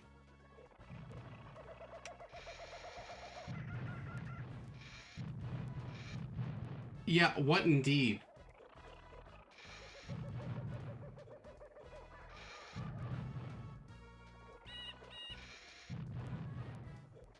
Yep.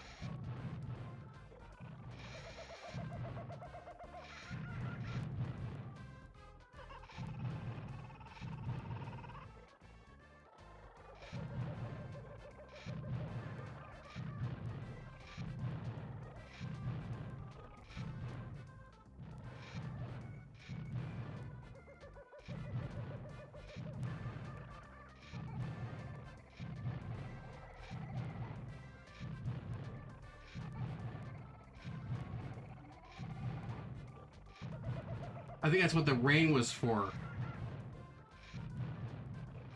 It's supposed to tip you off that there was a platform here.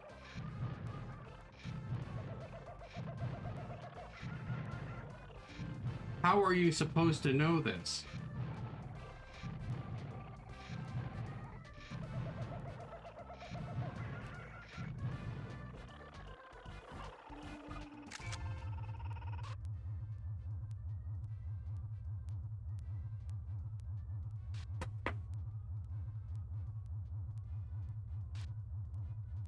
That's...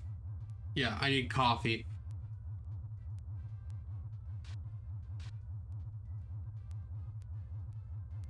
Yeah, they usually run into the walls.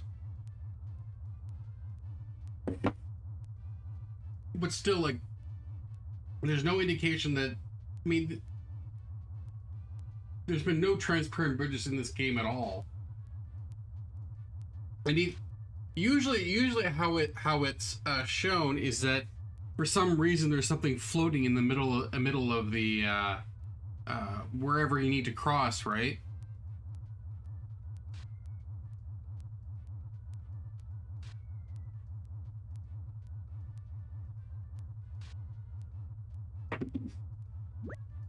Okay.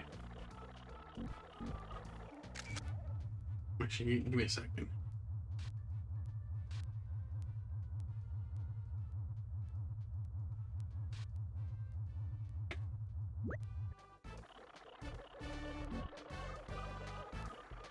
All right, what do I need to do? Kill the parrot. Is that the parrot? No, it's not the parrot, is it?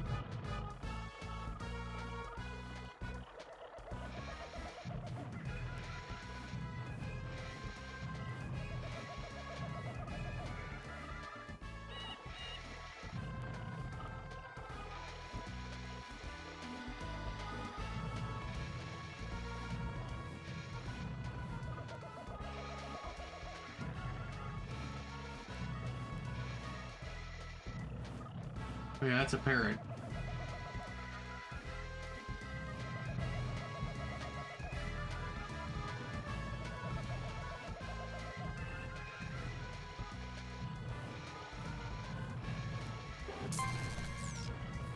Kill the parrot. Good.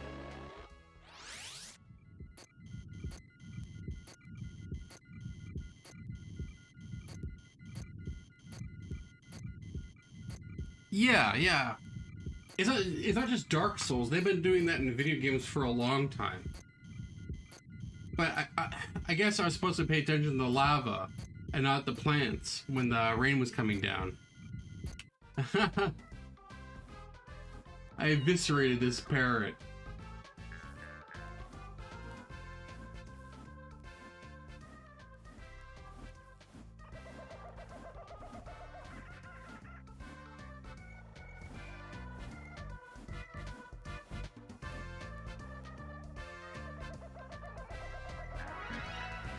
Alright. That's all of them. Now where's the trophy?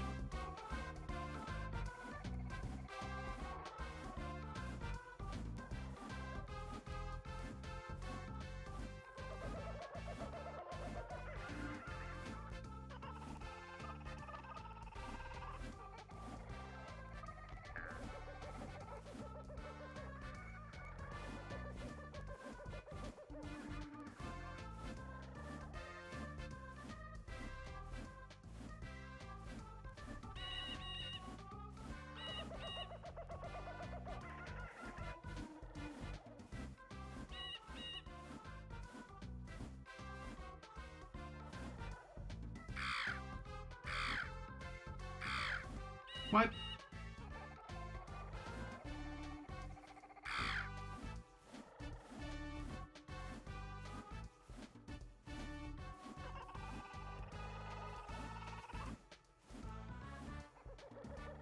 I don't really want to go back. I might have to.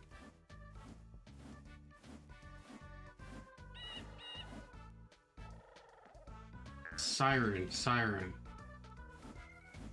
Not sure I know that one.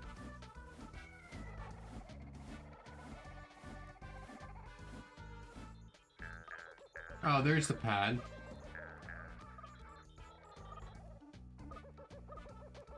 Oh, there's the original pad. Oh, okay.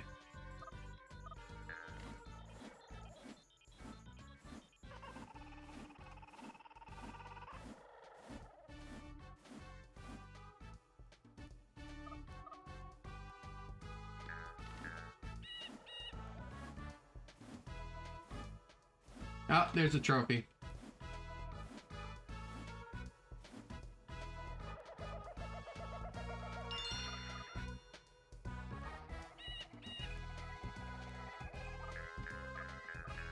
So what was that game like? If that was, if this is even more obtuse than that one.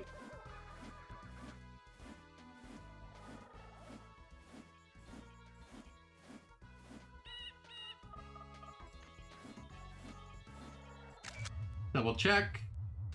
Right? All orbs and a trophy.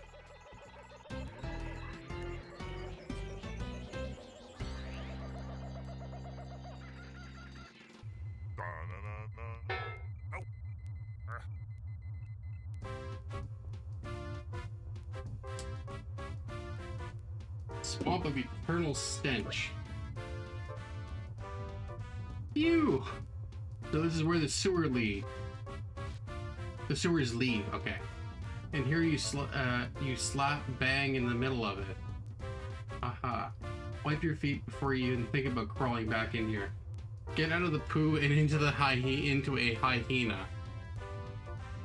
Find something to climb those vines. Find and free the magic rope. Okay.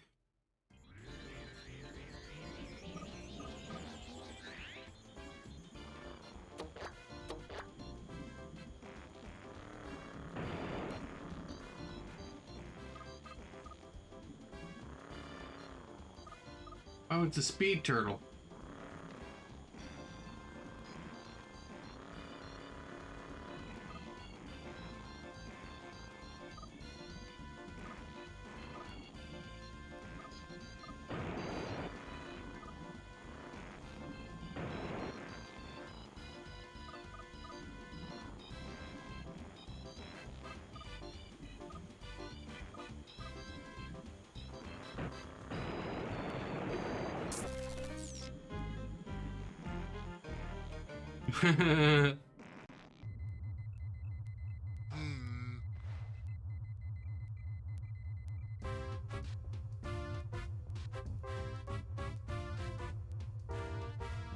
Ooh. That sounds annoying.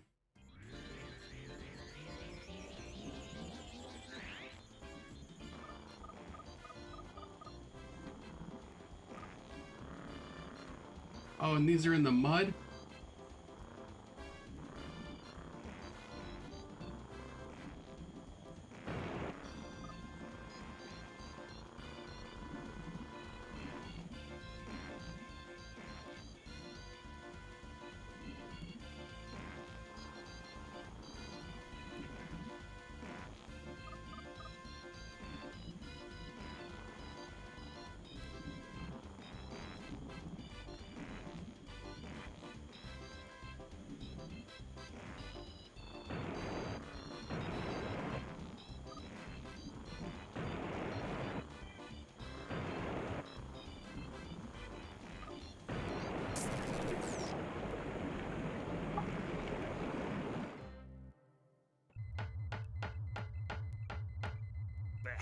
Yeah, that makes sense. That makes sense.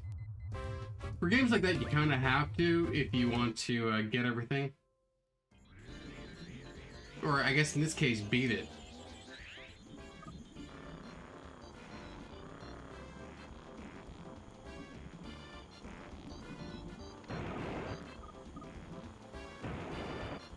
I mean, this level.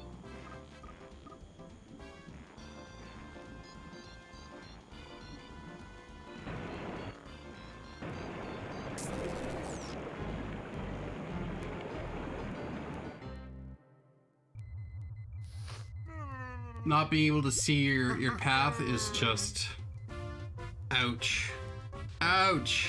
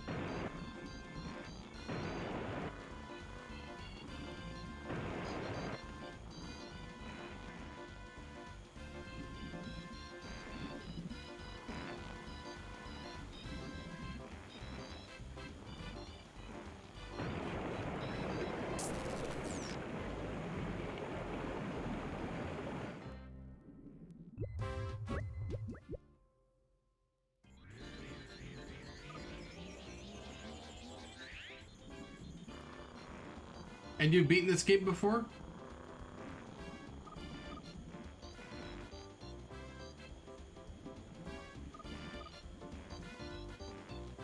I don't mean siren. I mean this one.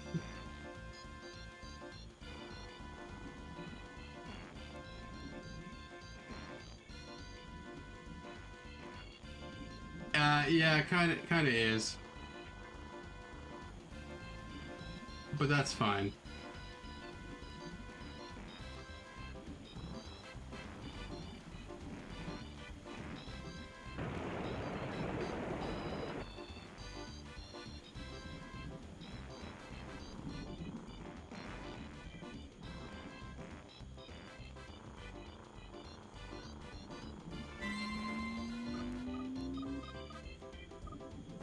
Like, I just hope that I don't have to navigate this labyrinth of small little undermuck rock formations in order to get all of the orbs.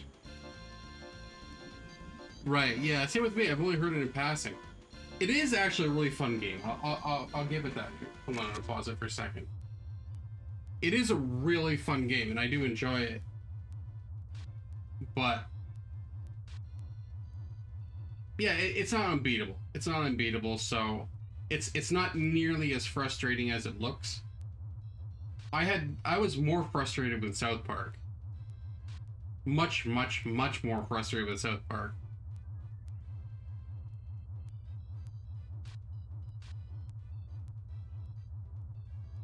Yeah.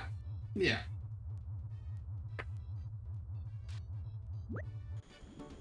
Okay. Let's see. Nope. Nope. Yes.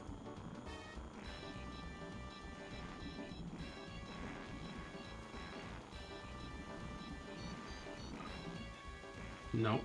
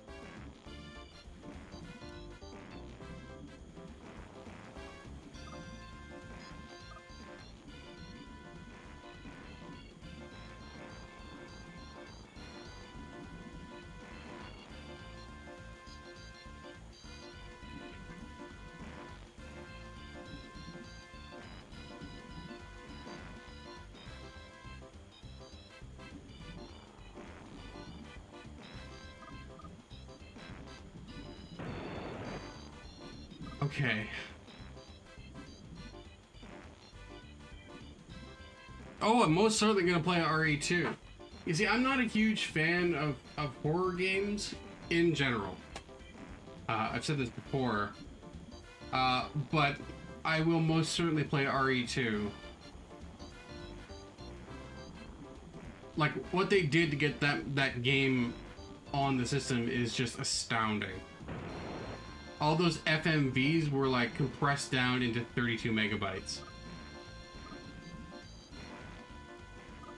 Oh wait, hold on.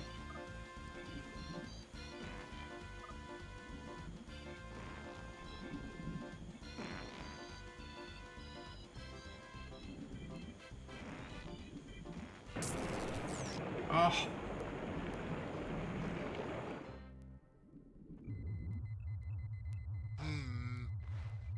Yeah, I'm most likely gonna... Yeah, I'll definitely play RE2. I don't know when. I don't know when, but I will play it.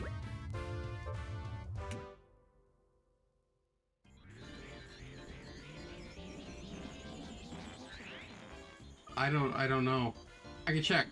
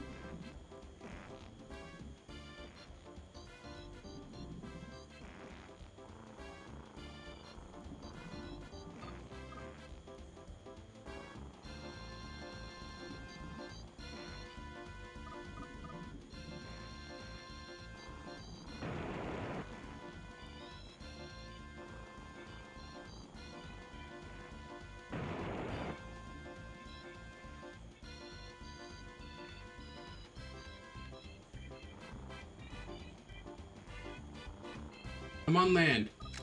I'm on land. I don't know how I got here, but I'm on land.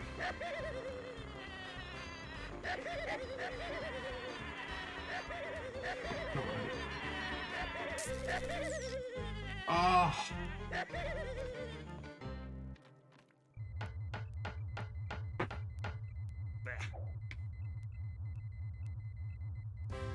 Yeah.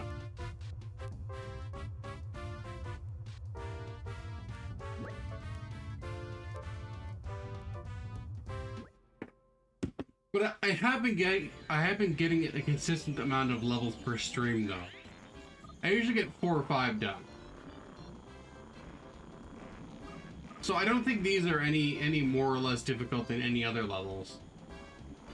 A bit more trickier to figure out, but they take the same amount of time, roughly.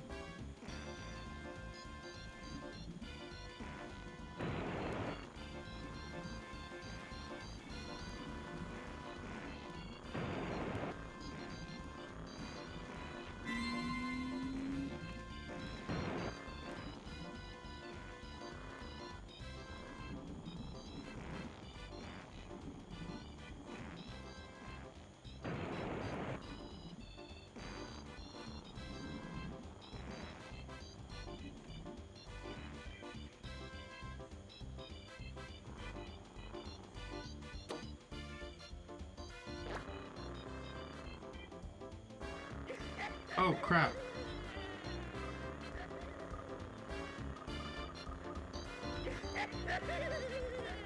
I just realized I don't have weapons.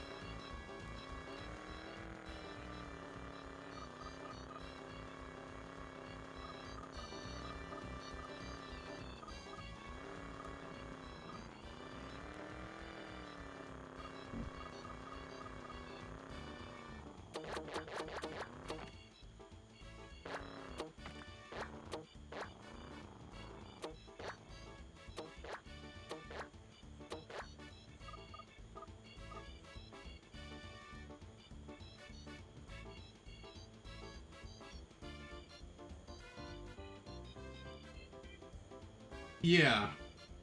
Well, I mean, at least with a tank I can attack.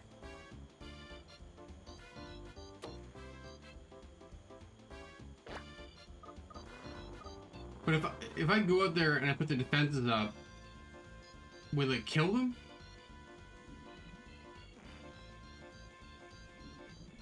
Or will it just kill me? Because if the defenses can counter the laughter, anyway, you kind of have to think weirdly with this game.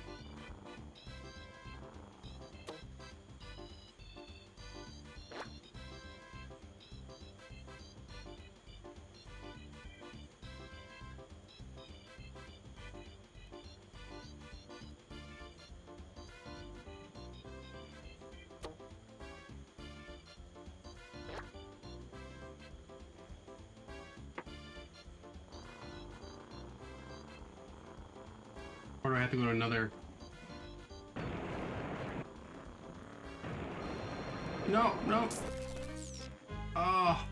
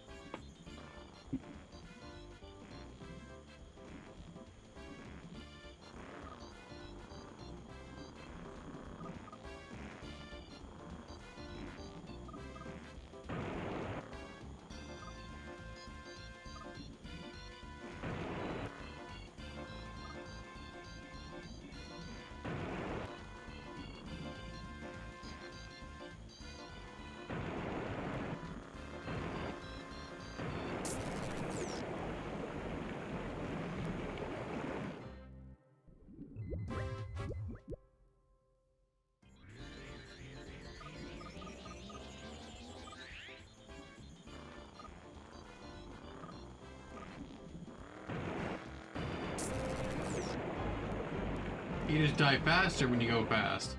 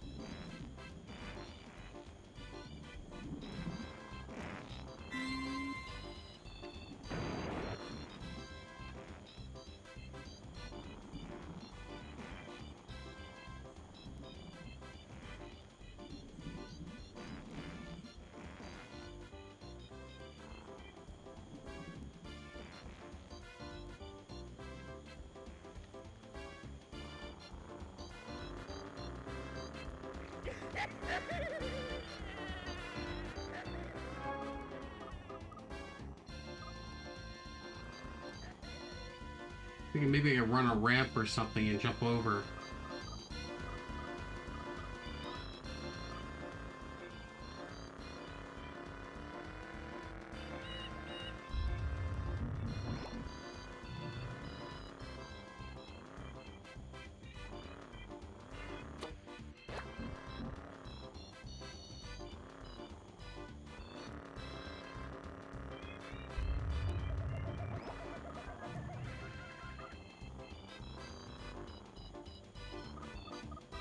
Where are the bees? Did the bees kill the hyenas?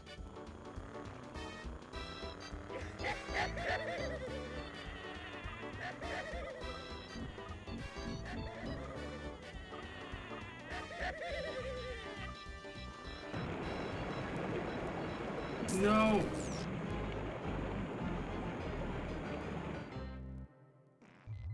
Can't go in there.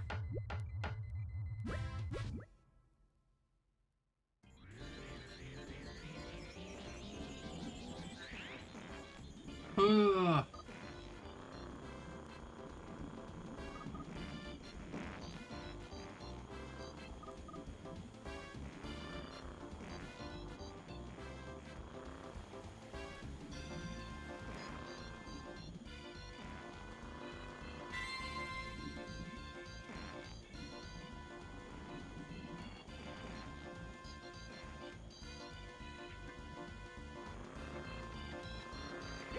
Okay, now I can get over there consistently. I just don't know what to do over here.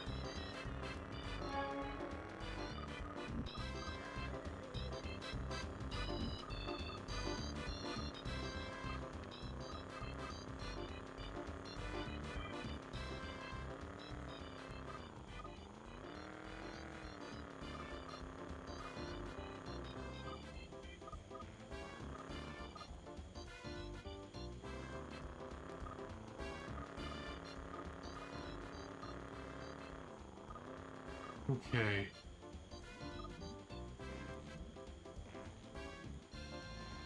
Can we rabbit?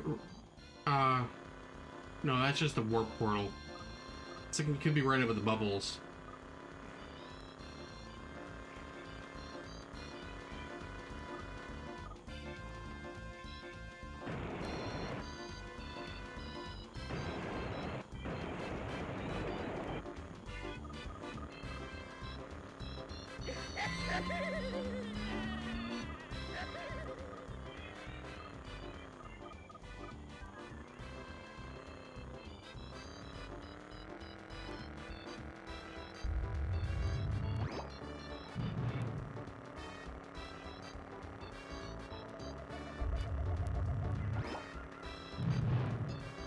It has to do something.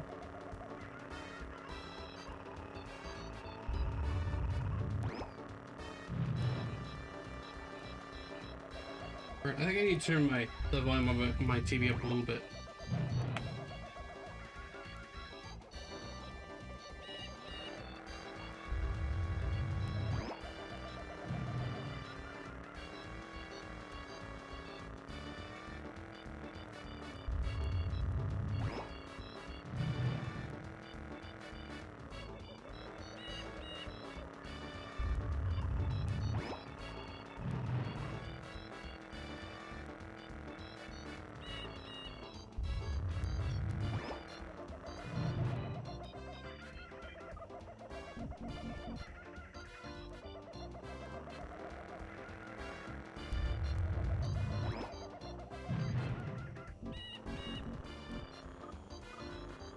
there's something up there that's firing at me. I'm thinking that I'm doing it.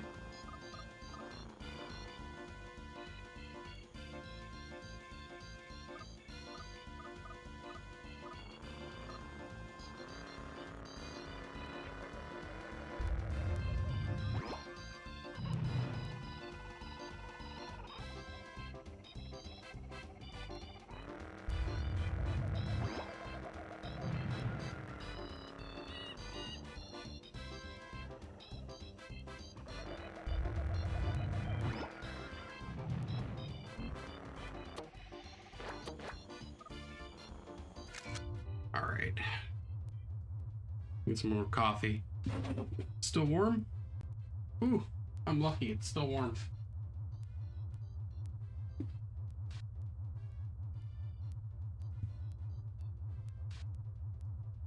He does have shades.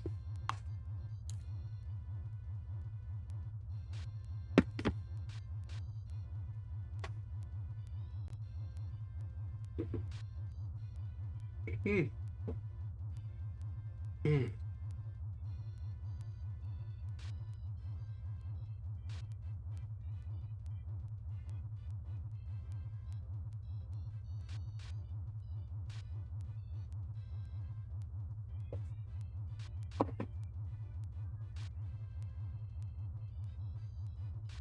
Okay.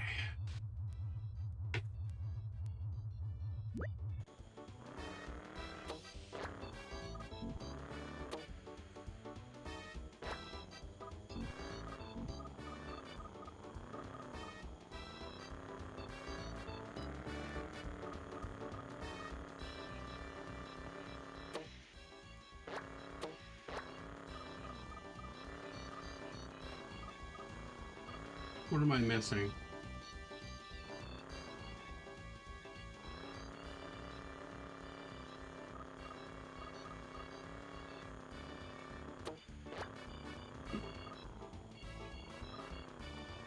I can go into defense mode. This thing slides a lot. Oh wait. Didn't they say something about a vine?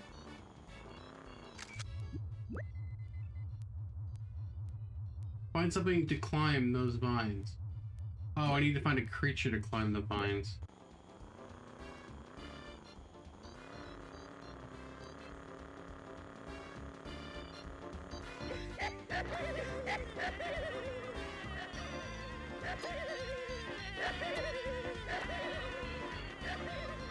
Oh, maybe that worked. Maybe it doesn't hurt me.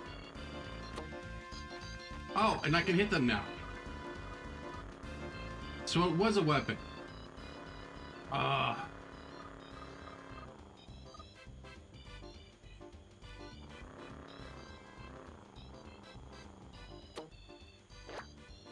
Apparently you can use it as a bowling ball.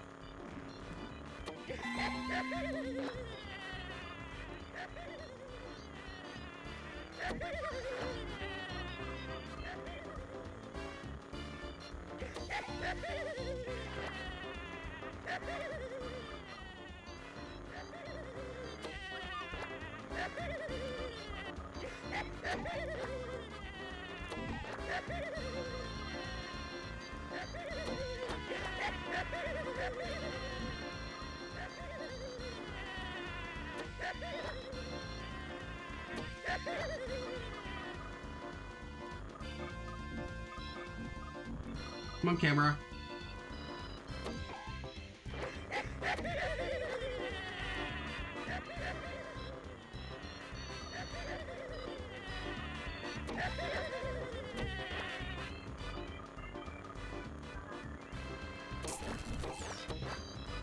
Yes, you can kill them.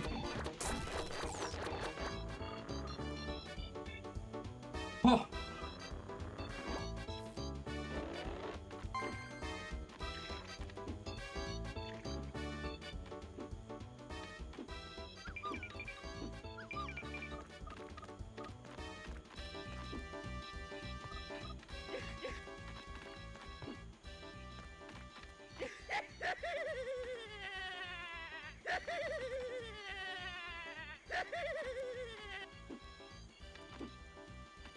Can't use those.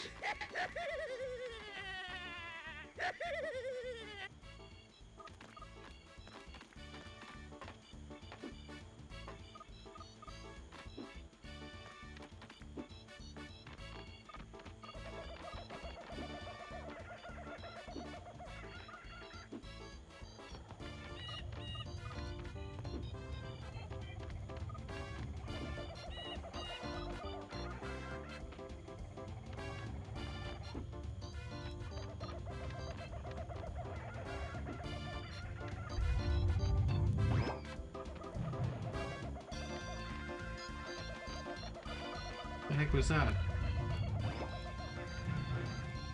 Oh, danger.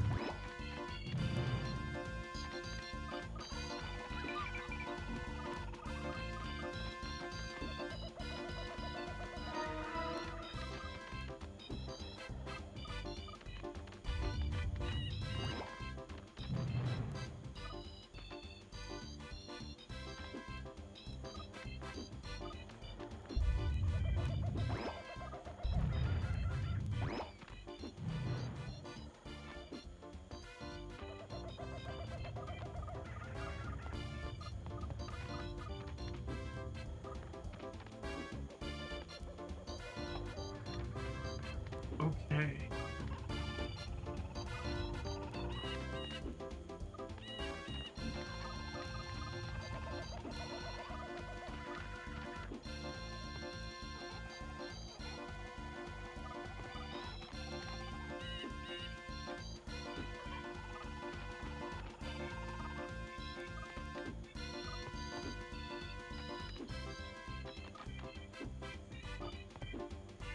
No objects. Hmm.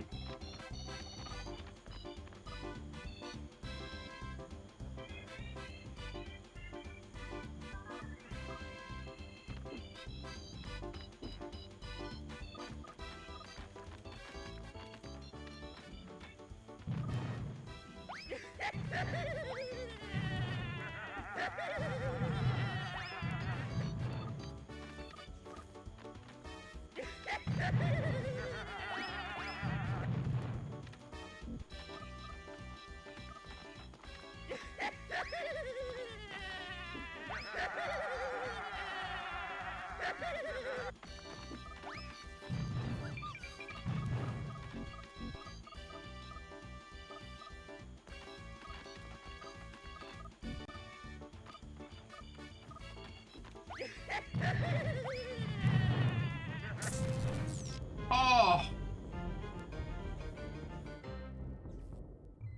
Oh yeah, bonsai buddies. Oh, I completely forgot about those. Hello, my name is Bonsai Buddy. I want to be your friend. With something like that.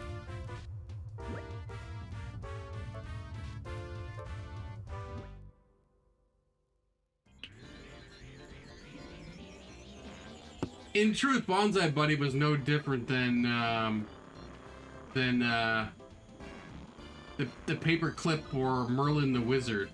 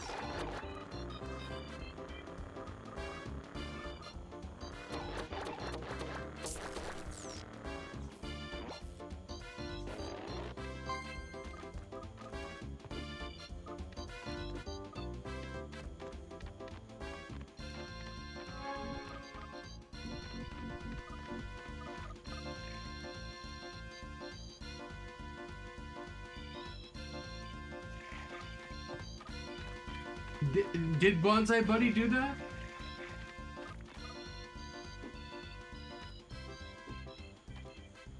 I don't really recall.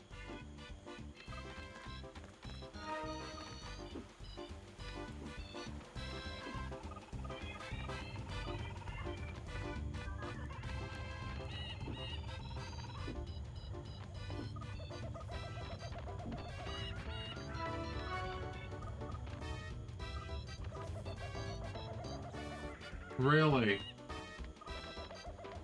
I mean, now that's commonplace, but back then people would get really upset about it. Even I don't like that. I don't even go on Google anymore. I generally don't trust the company.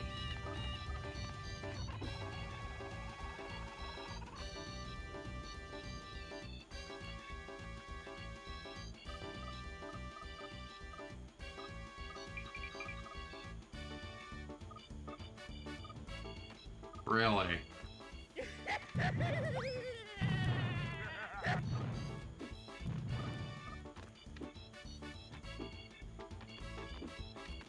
I mean, that's just a small bit of metadata, right?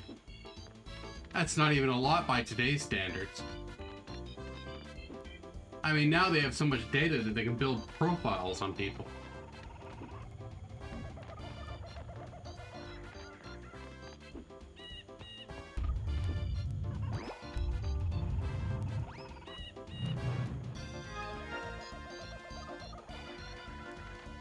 They took that out years ago. Years and years ago, the whole "don't be evil." I think it's because they realized that they actually were evil. Or people would call them on their evil actions, saying, "Hey, look here, this is your motto, don't be evil. You know, you said you wouldn't be evil."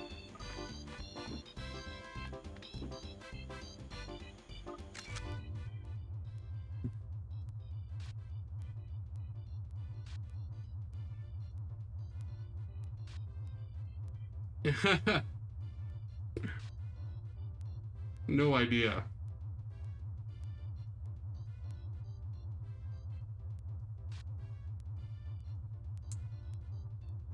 But they're most certainly evil. I mean, I wouldn't put it past Google. Okay.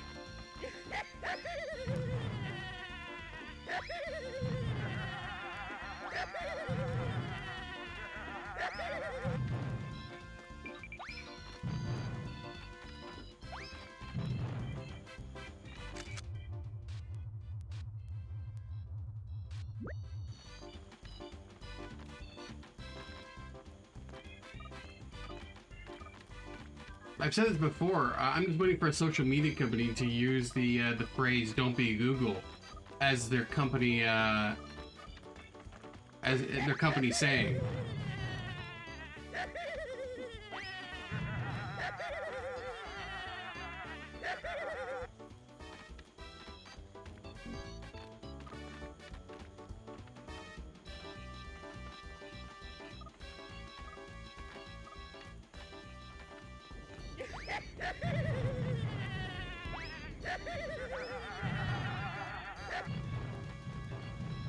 Was there health here?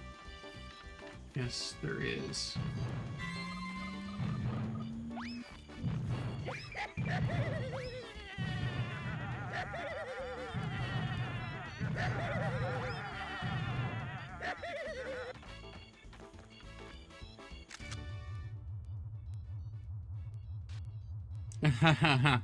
That's true, yeah. No, they wouldn't.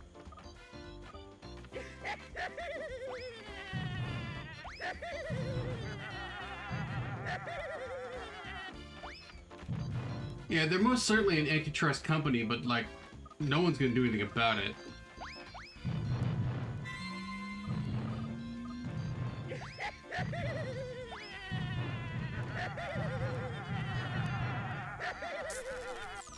Got one.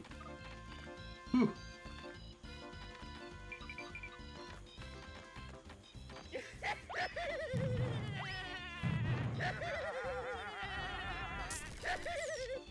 Oh.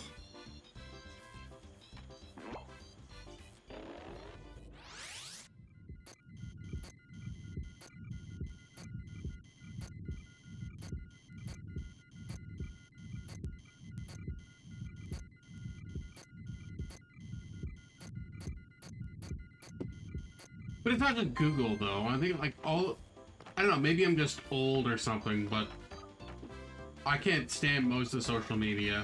I don't even go on it, actually.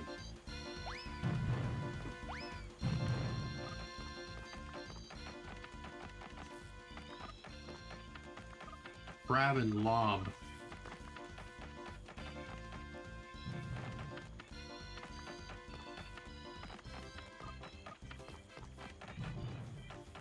Where do I put those?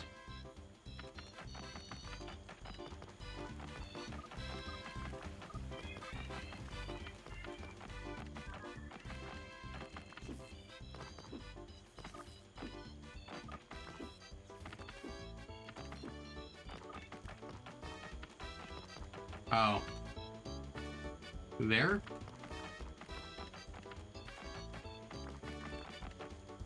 I wonder if I can touch that.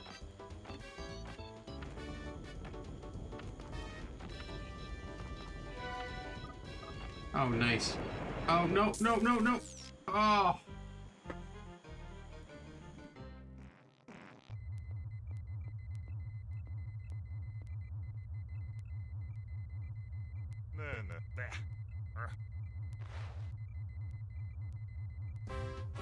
Yeah.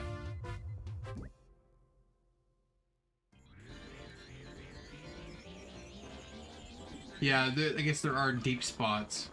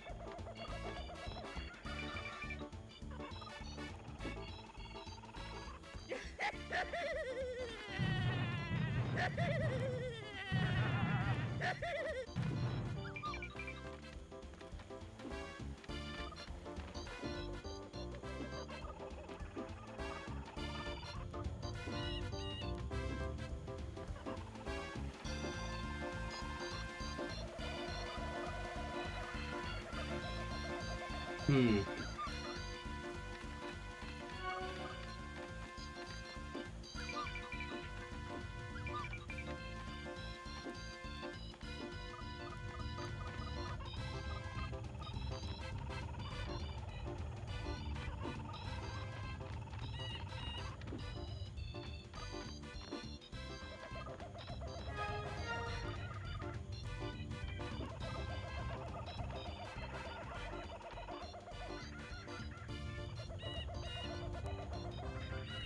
I have no idea. It could also be to like save on rendering, and maybe player convenience.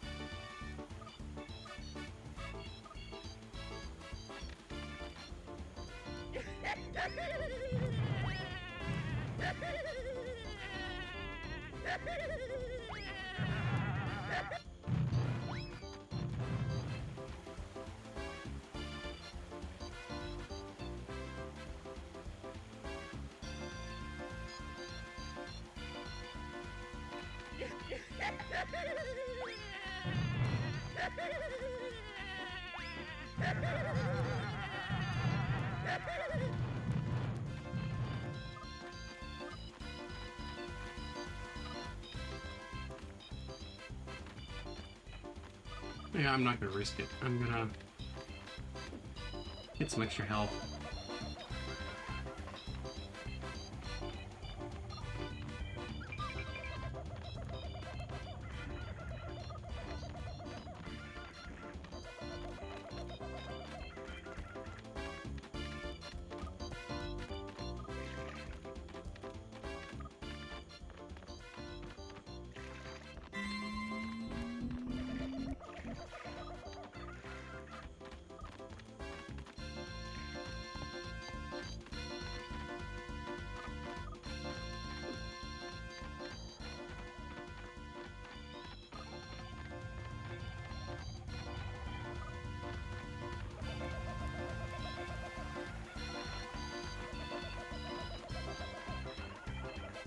I wonder if that's something. This little thing here, you have to slam it with a monkey or something.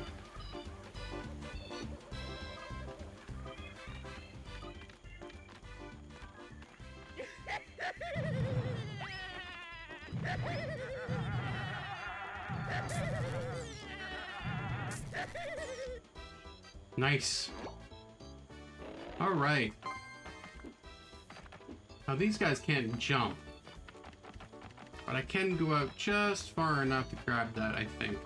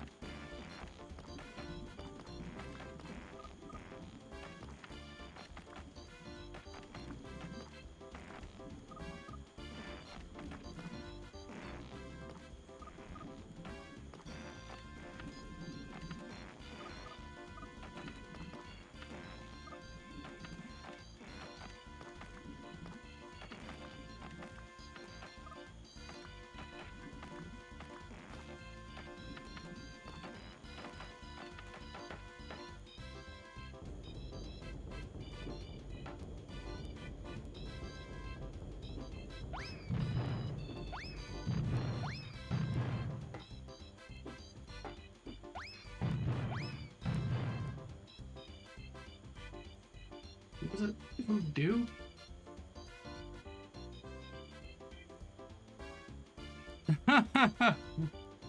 Well, that hasn't been done already? There's got to be some game, some Pokemon game that is like this.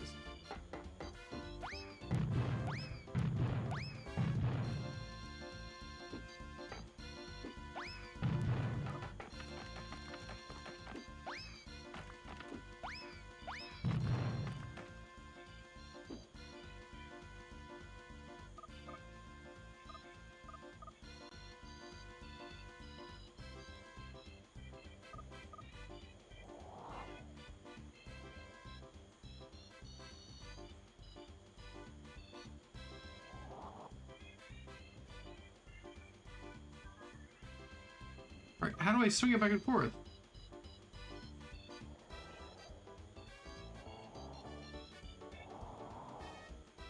Whee!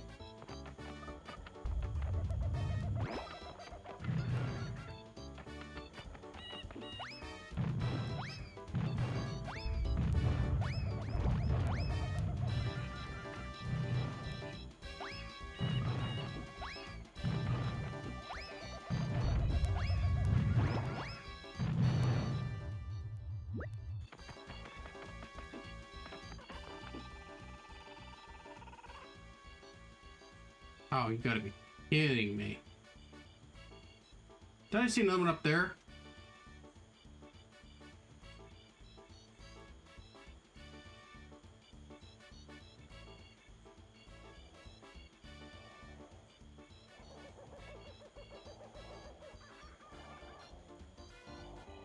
Okay.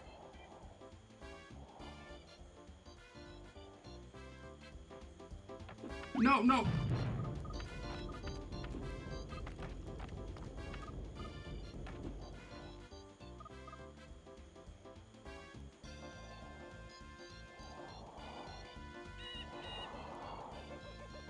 I know there's like, what, Mystery Dungeon? Isn't Mystery Dungeon one of those games where like you play as Pokemon?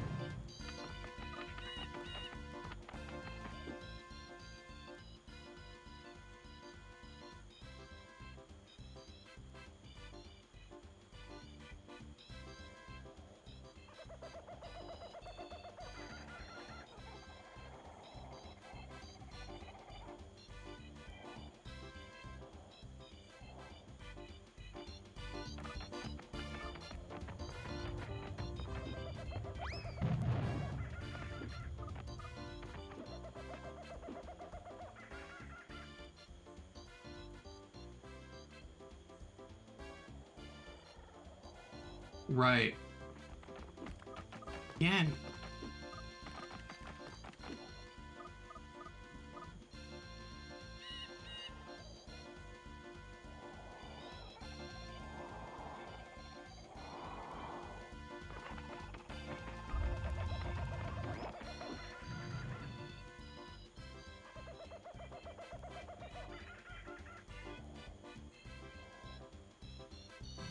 No.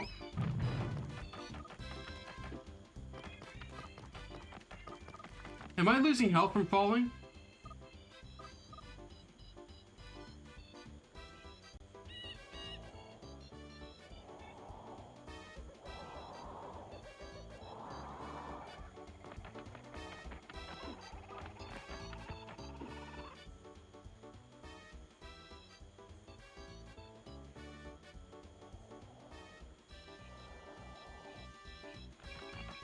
No. Okay, good. Good, good, good, good, good.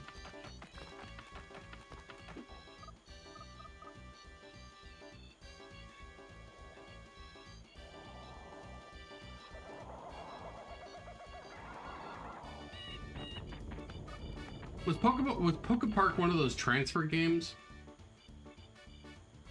I don't recall it at all.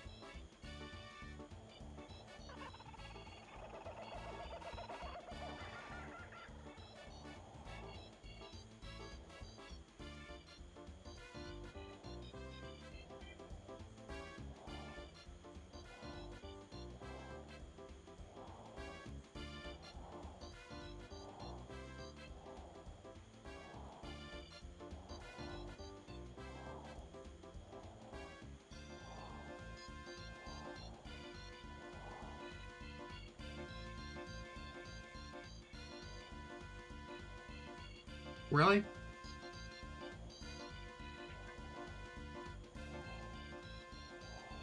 Oh, no, no, no, it can't be that one.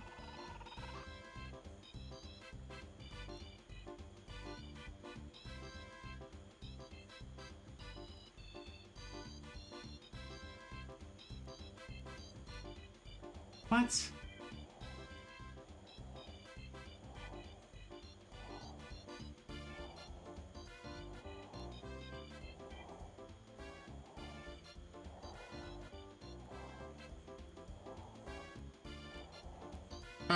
Yeah, maybe.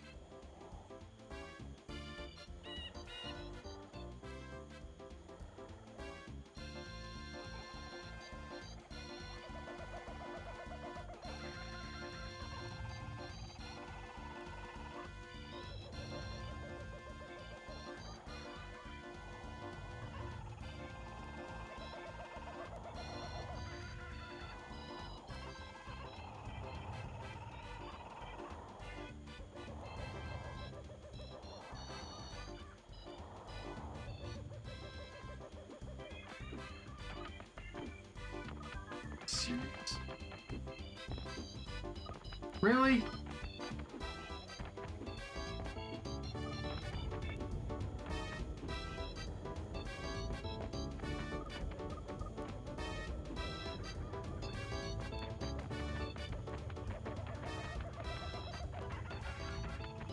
Finding some isn't that easy.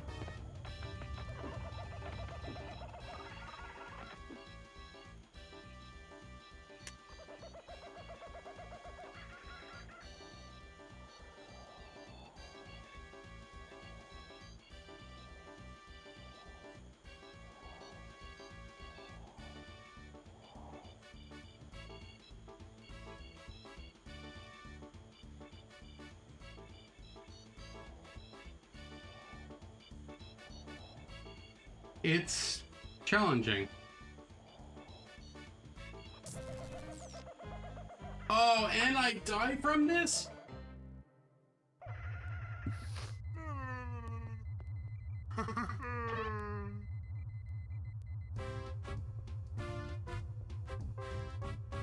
Oh. Why? Why, oh why?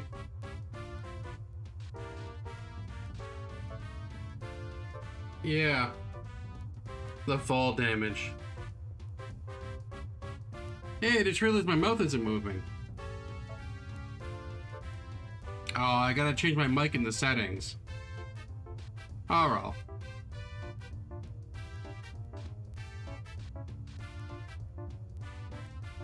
Yeah, that's tough.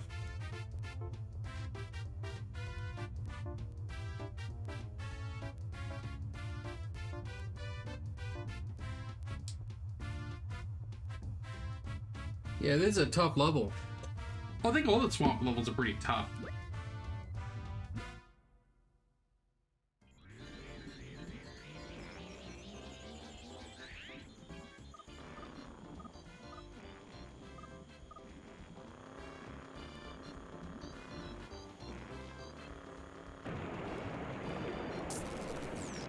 Oops.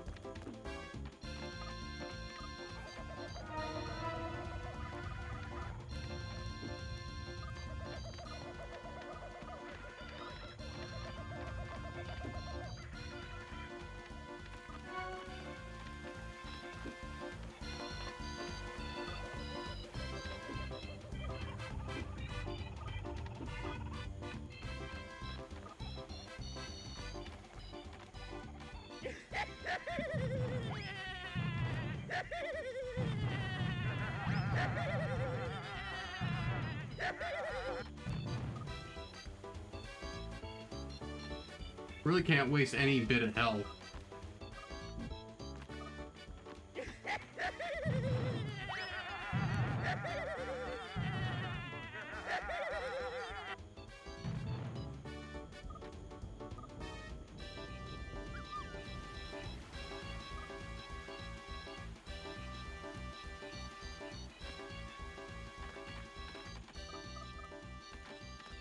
Where'd they go?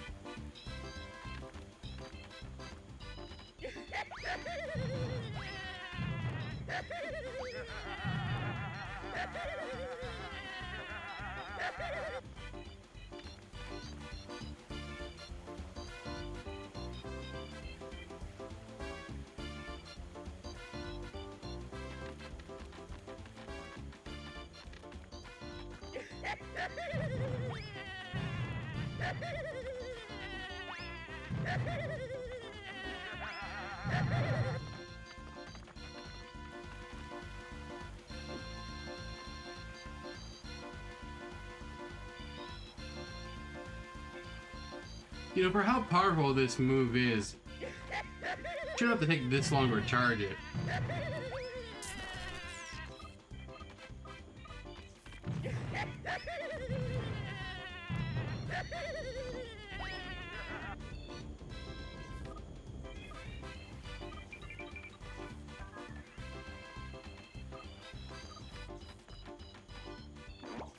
wonder if anything happens if I do this.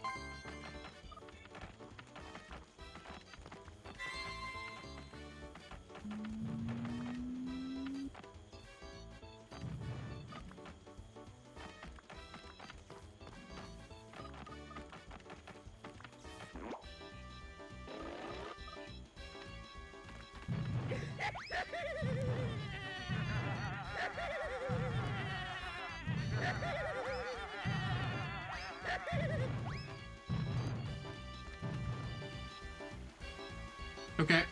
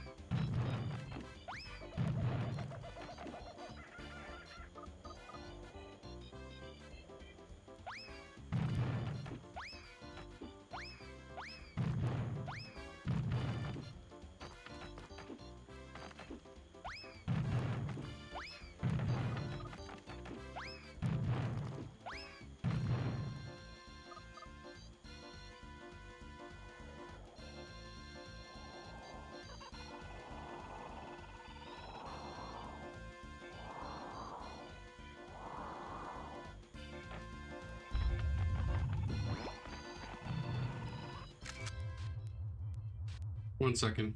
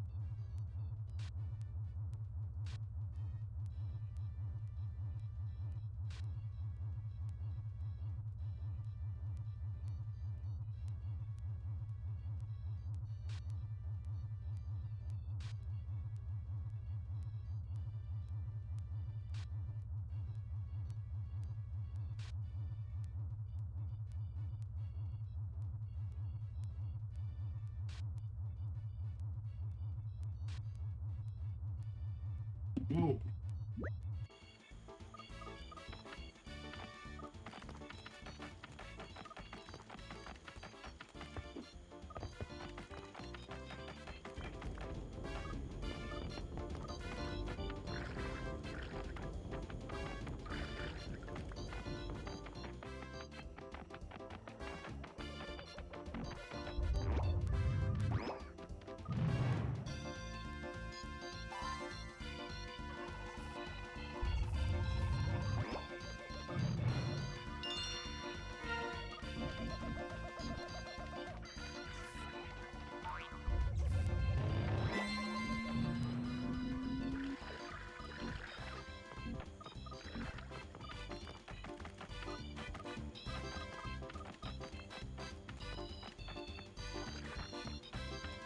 Okay.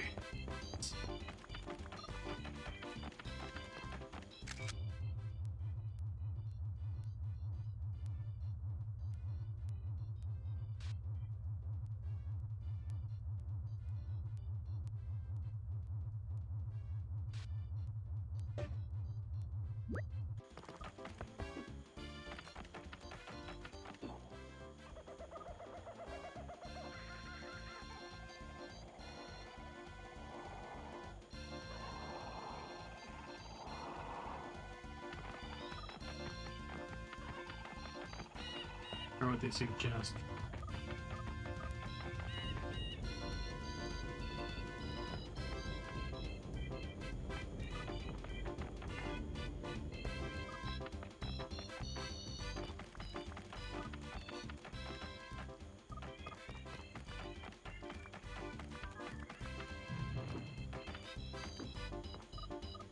Oh, that's really easy.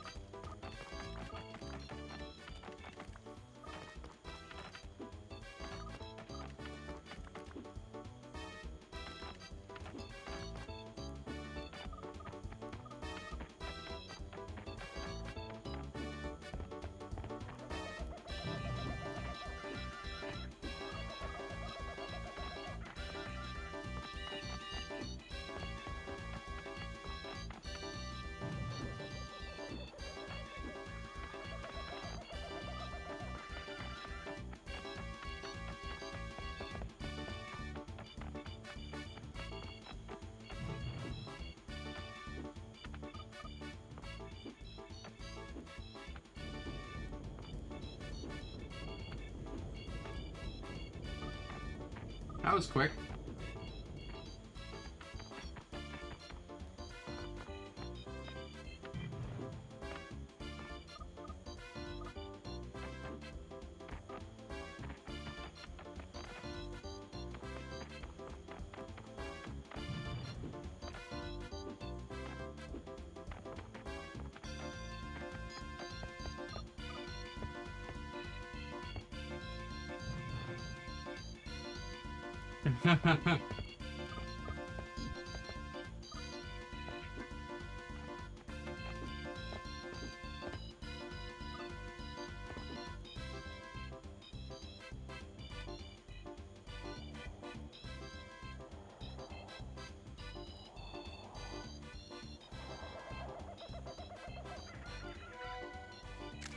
How many are left? Too many of them.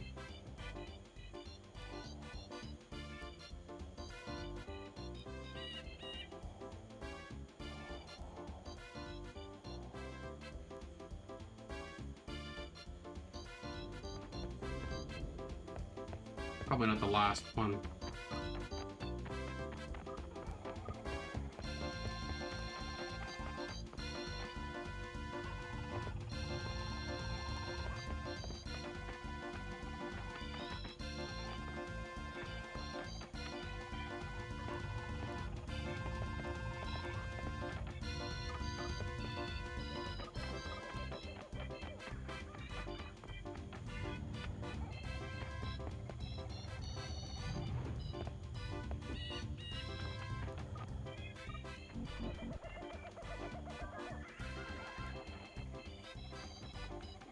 Which ones can I get?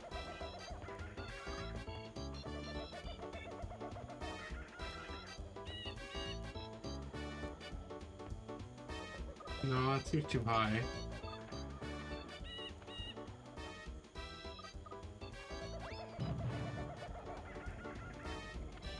That one seems just low enough. Ah, I have to go up there.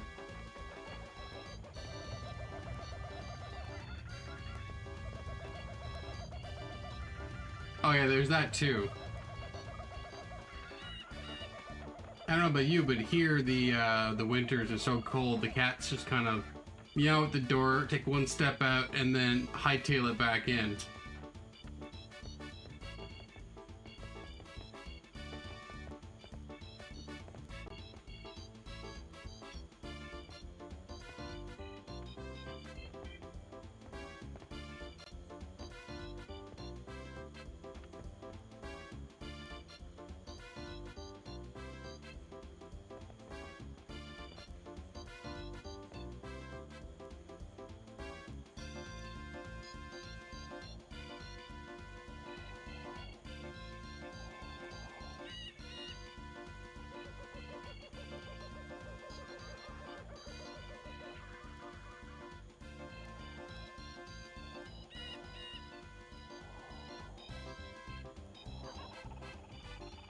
Actually, really at the top that I'm missing.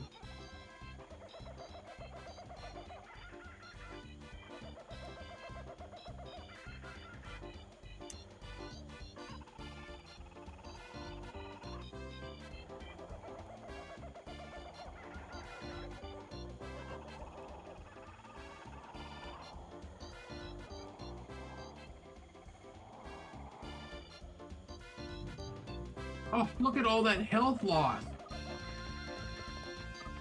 Damn.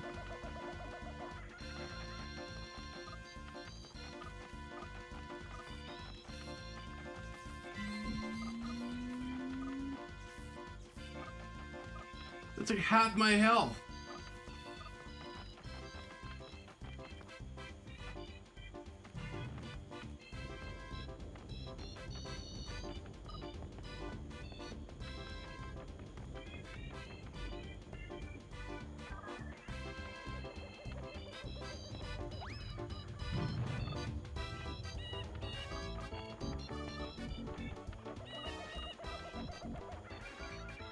Can I just...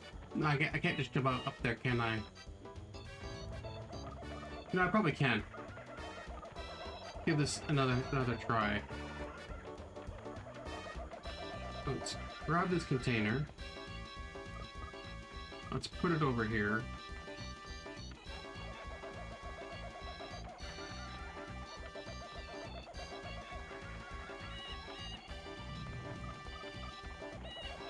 Let's go grab the hyena who can jump. How the heck am I supposed to get to that? Please be a flying unit.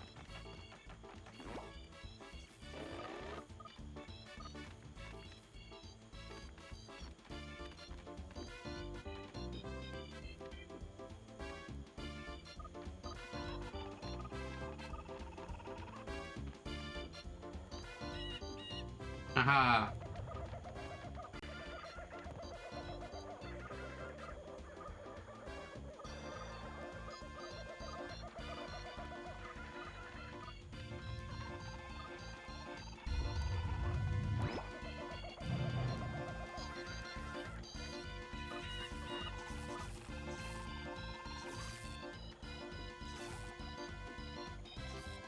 Oh, I have to use the monkey.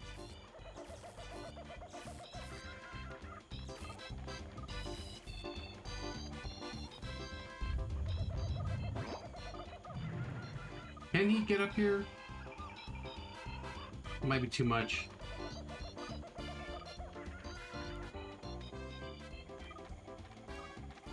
Try a second canister. I don't want to do this rope puzzles anymore. If only it were that easy.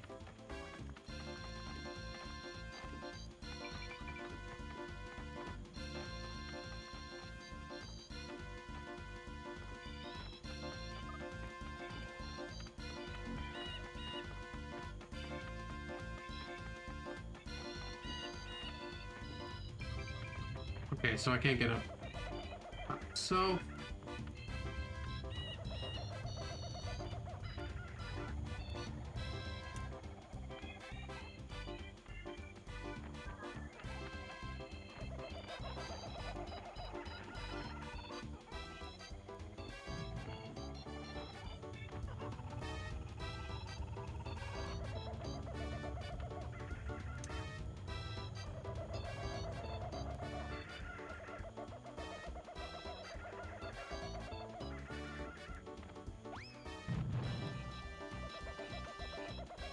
I know this can be done.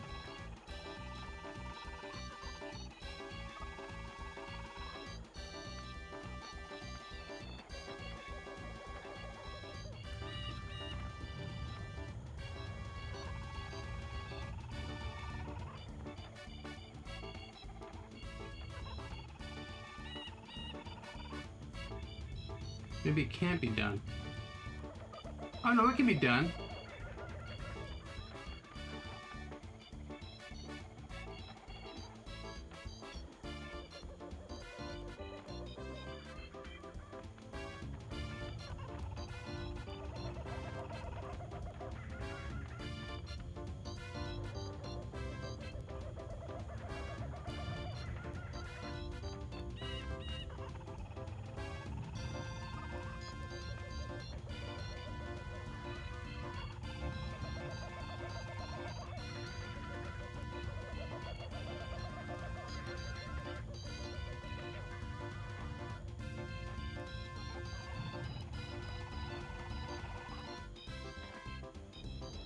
I'm glad these toxic waste barrels are very durable.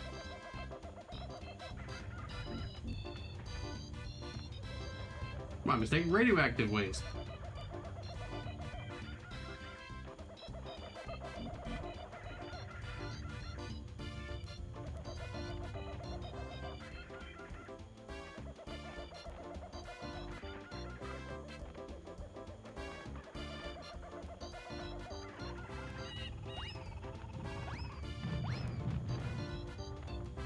No, this is the best way. There's only one way.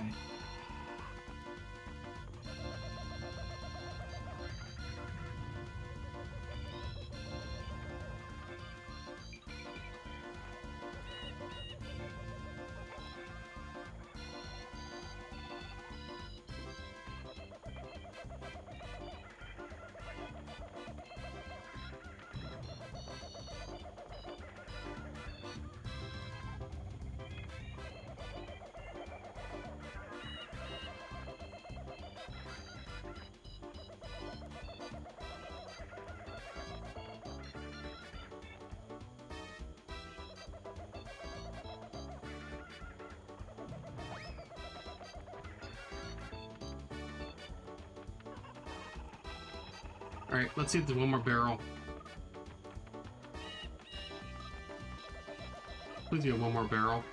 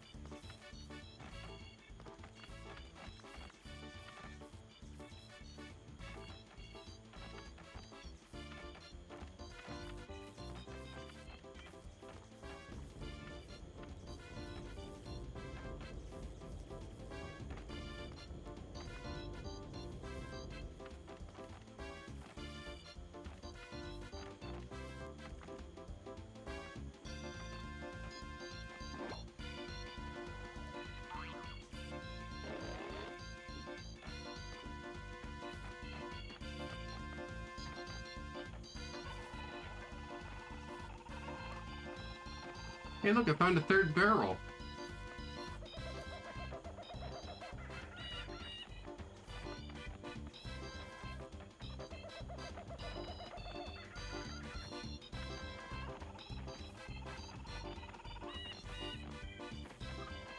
Actually, no, I'm gonna jam them in the corner.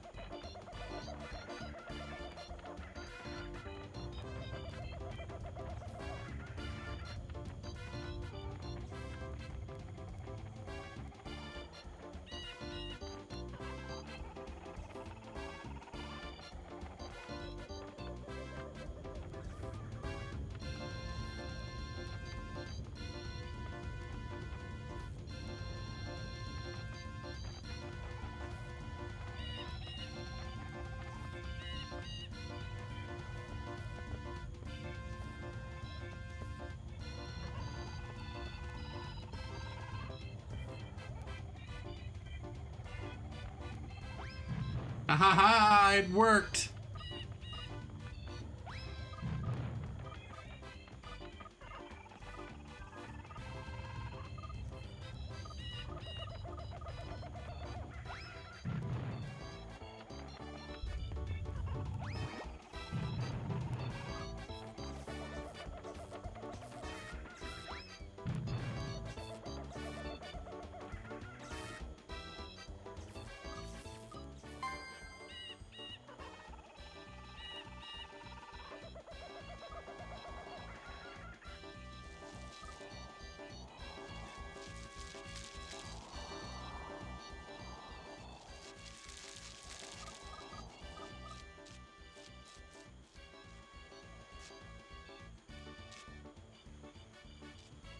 Oh, it goes from place to place.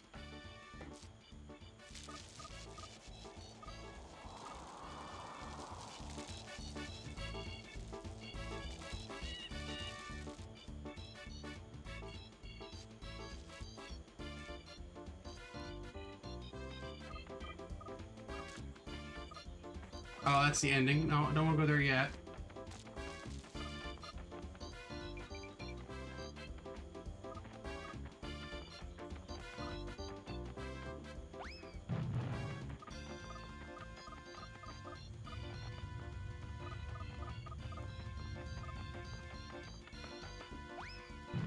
Where'd the rope go?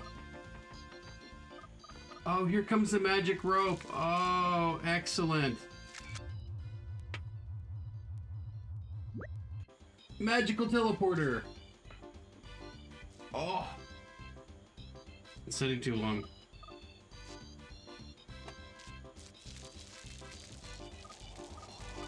Alright, so I know there's some orbs hanging about. Gotta find them.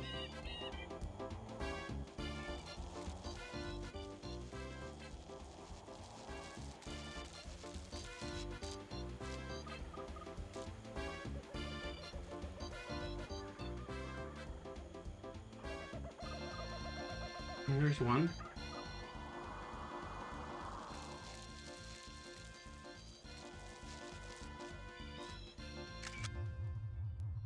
Well, they might be all up in the air.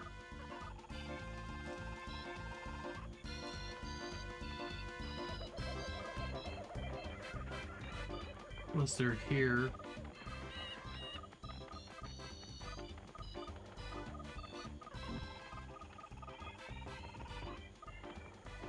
Nope, there's one. Good.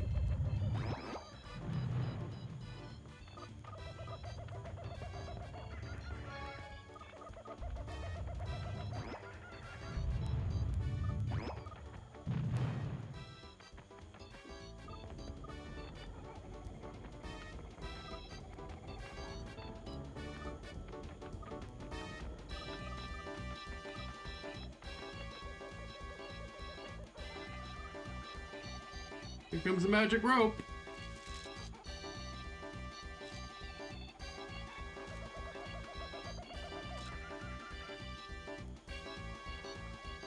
Okay.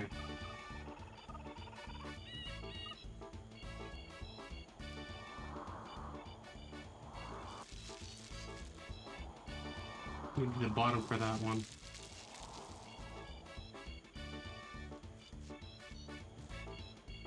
If I just hang on the bottom, I wonder how many I'll get.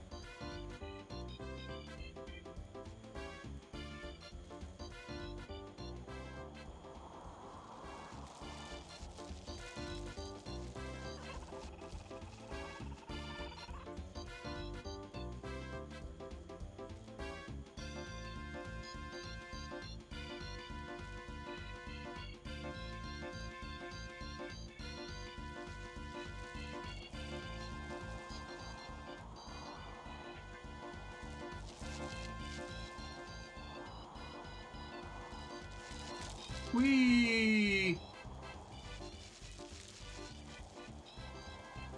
Okay, so that one is mid.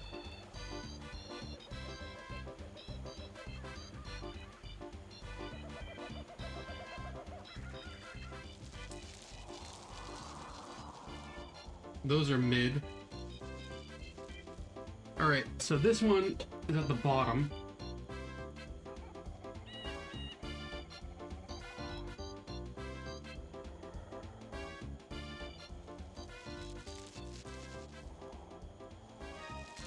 Uh-huh. The other two are about there.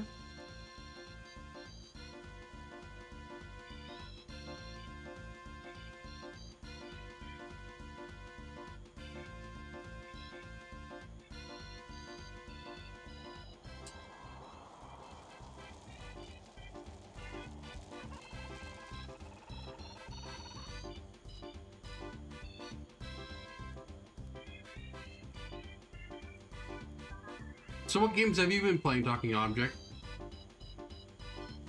Or have you had any time?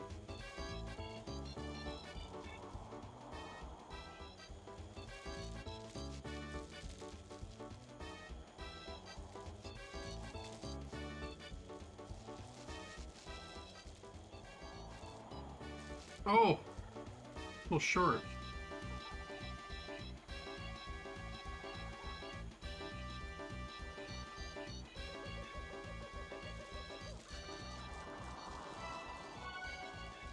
Two of them, okay. One in the row. So I'm missing three? Where the heck could they be?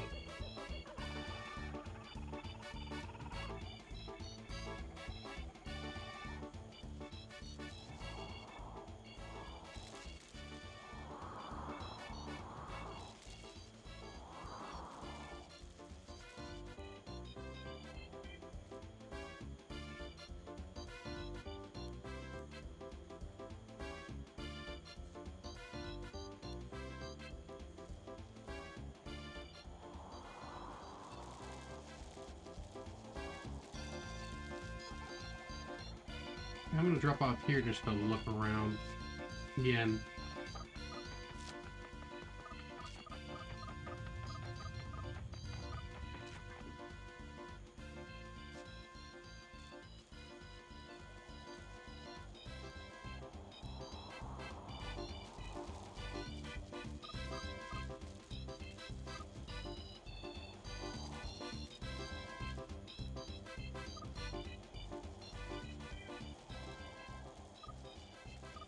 No!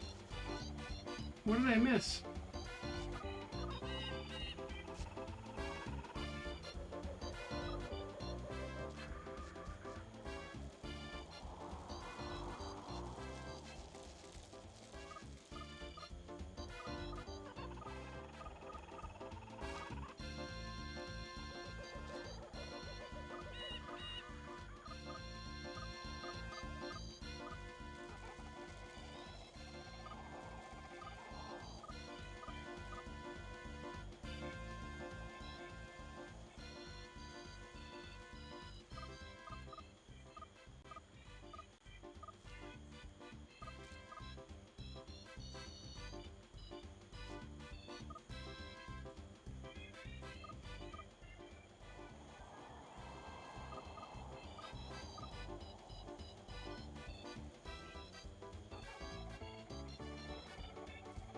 Do you see any orbs?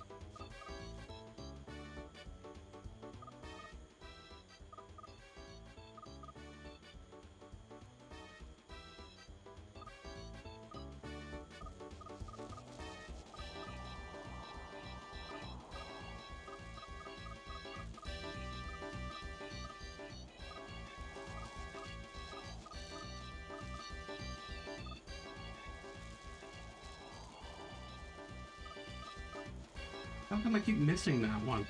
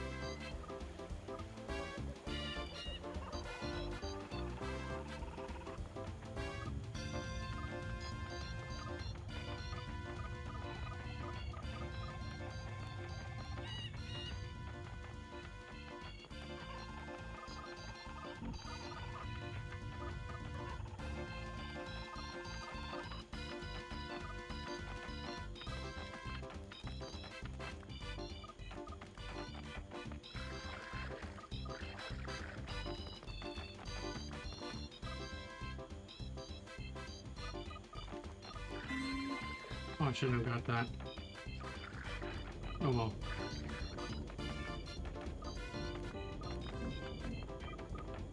Oh, there's two. Good. That means I have one left to find.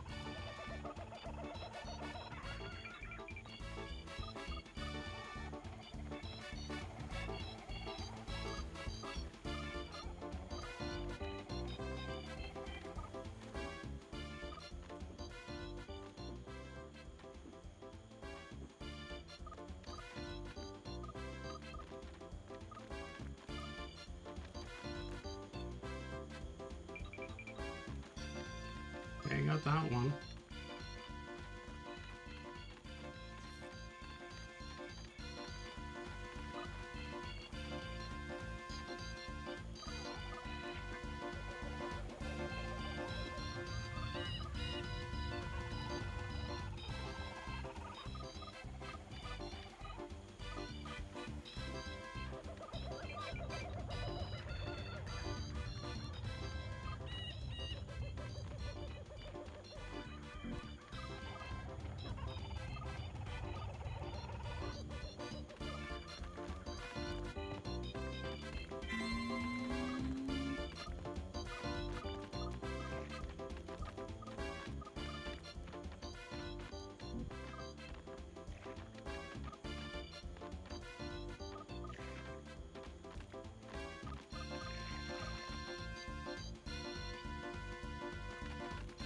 The magic rope just kind of brings you around from place to place. That's all it really does. But I know where one of the orbs is, but I don't know where the last one is. And that's kind of an issue.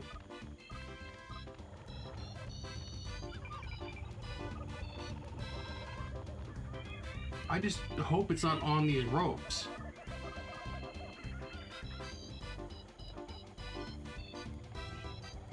Because I have no way of knowing.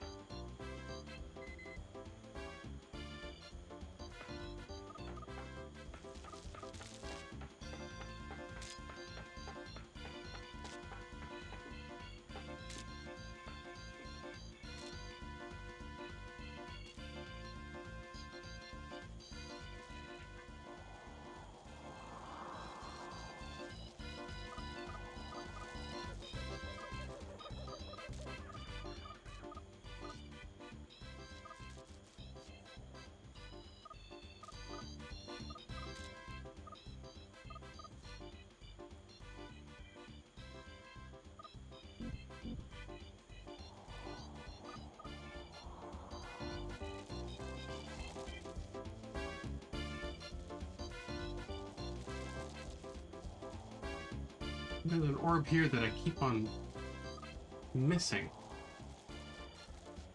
Why do I keep on missing that one?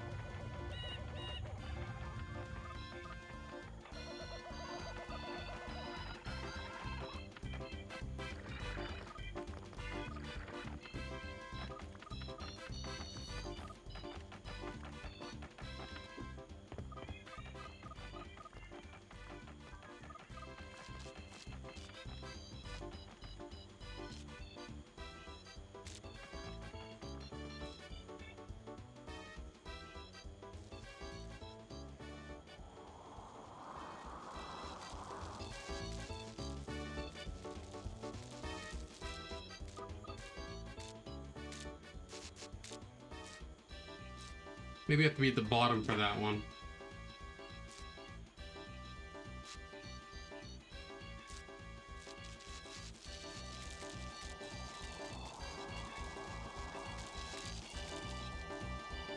Keep an eye out for the an orb down there.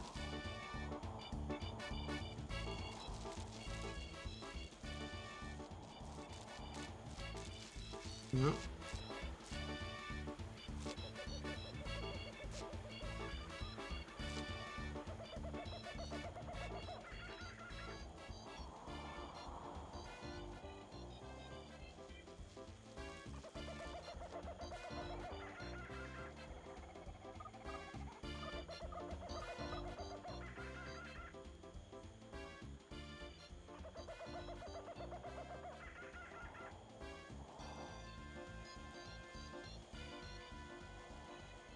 I don't see any over there on the ropes.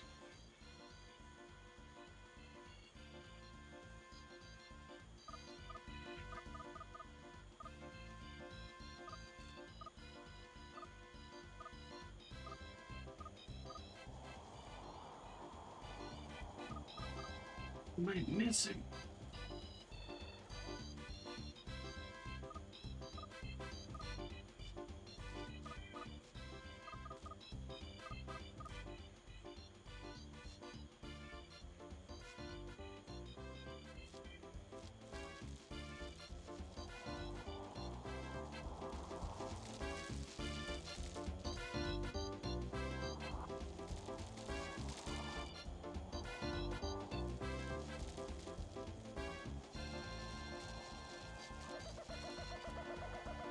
close on that one.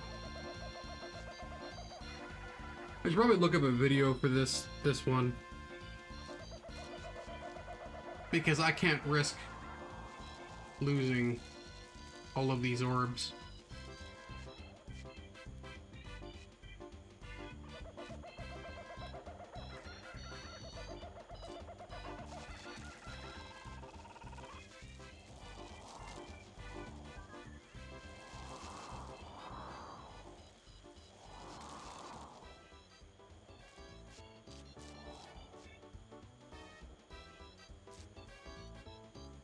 Mm-hmm.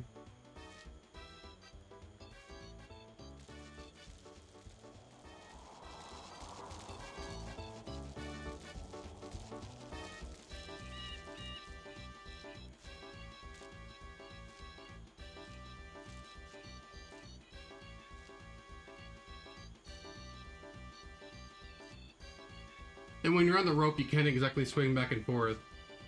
It won't actually let you. So you have to pick a perfect position to see yourself run into that orb that I keep on missing.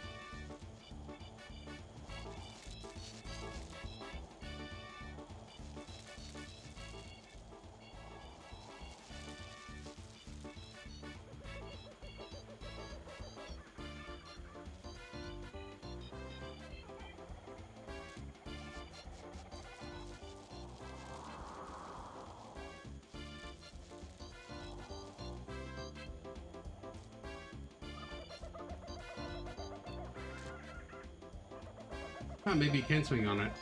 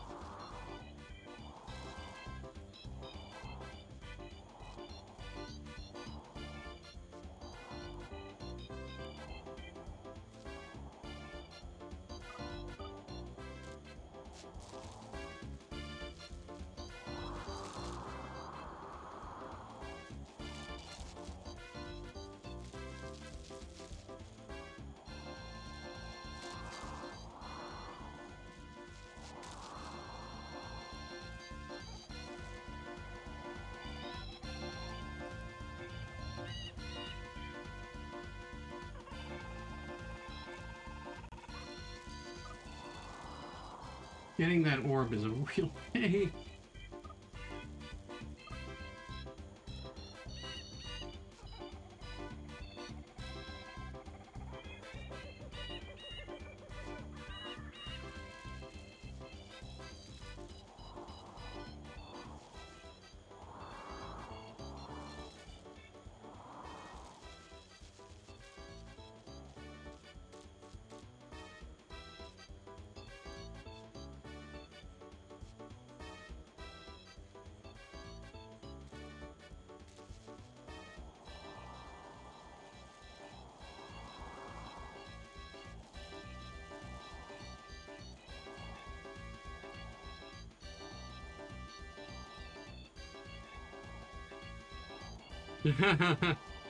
Is there a true ending?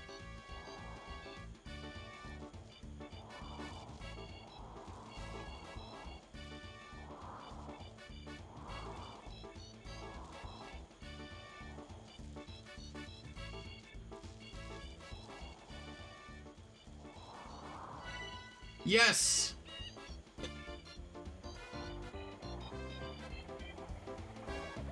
Alright, give me a second.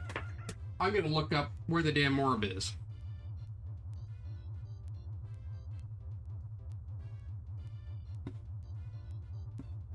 Because I cannot risk it. Okay.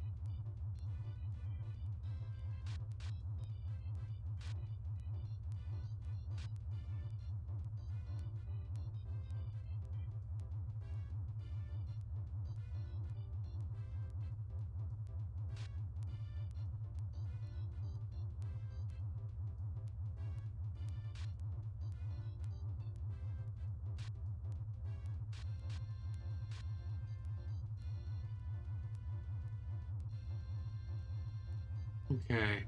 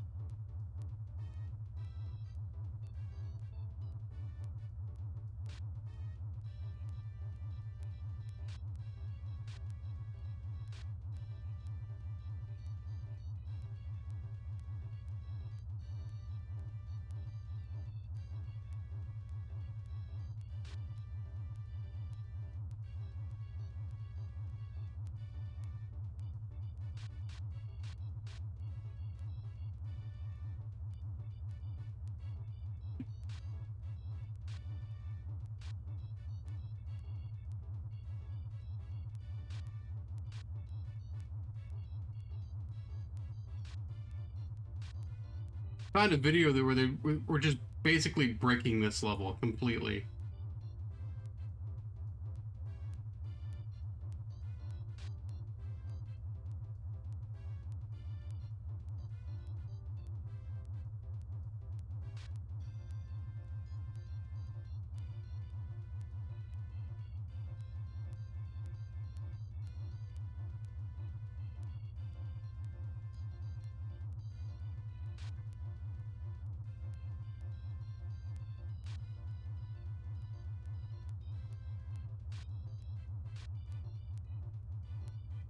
Oh, I don't know.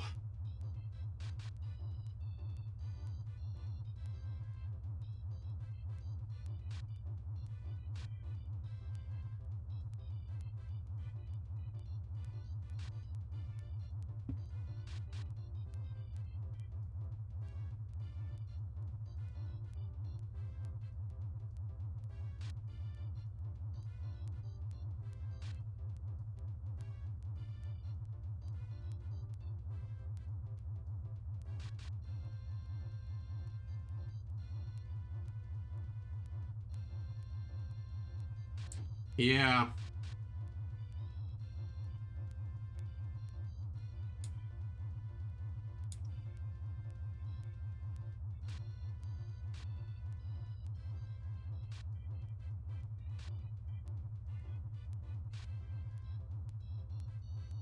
I don't know where you'd find it.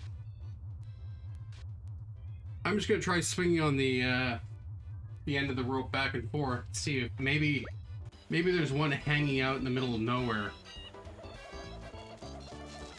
that's not actually seen. Because I don't see any on the map there.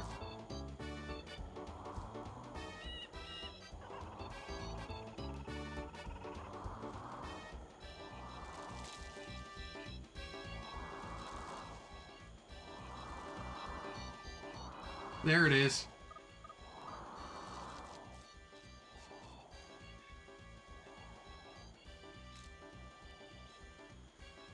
Found it.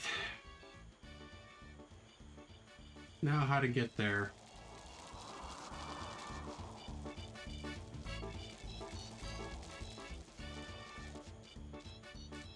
Well, at least I know where it is now.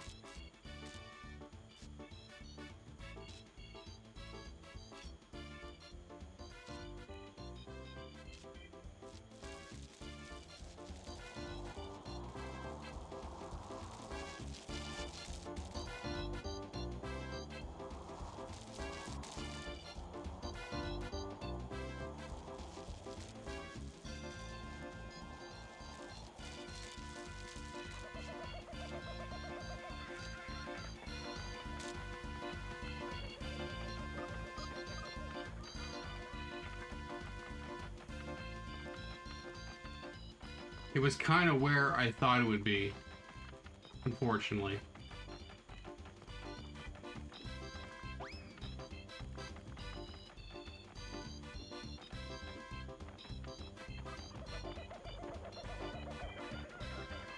But I think it's a lot safer.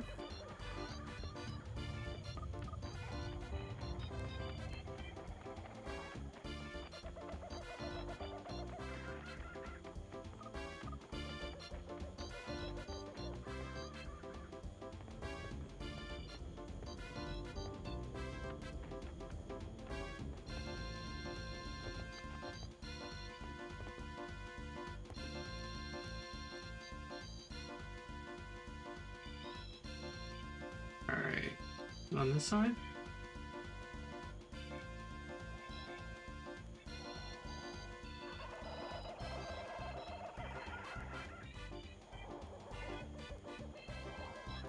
Okay, let's go low for this one.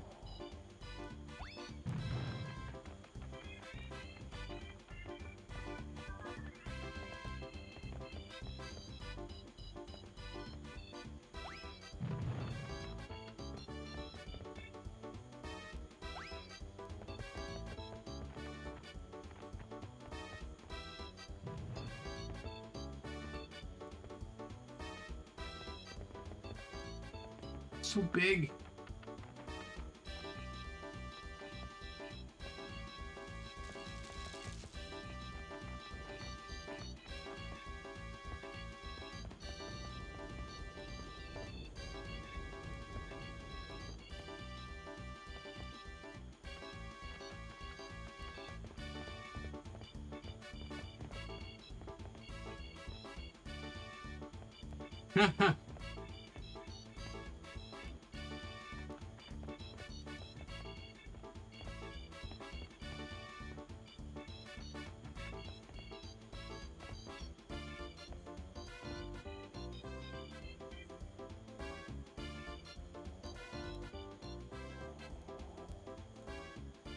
There it is.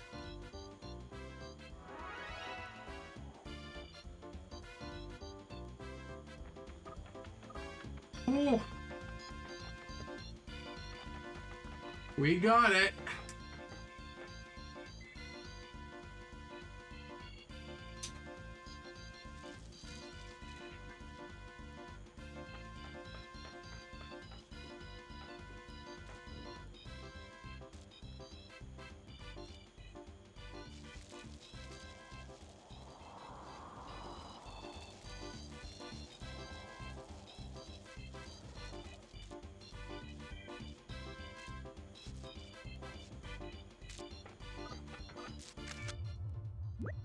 And I got the trophy.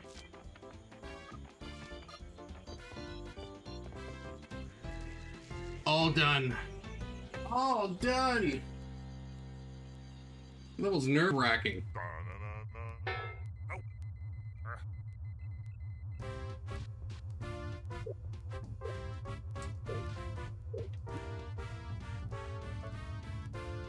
Very nice. Very nice.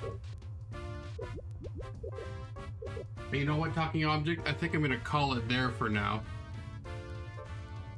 Got 4 hours in, and few levels done. Now we're about 75% done, right?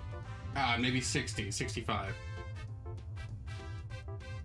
Okay, well, I'll see you again, and this weekend, I think. This weekend.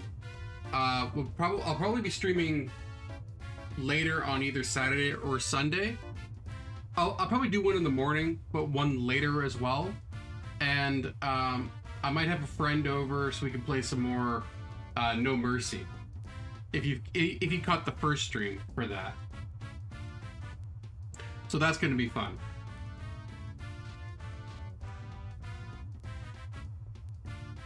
Because that was a lot of fun. Hopefully, I might, if I can pin down a date, I might be able to get 2 people, and then that way, 4-player No Mercy. So that'd be a lot of fun. All right. I'm gonna let you go, and you have a good day. Okay, that's fine. Maybe a later stream.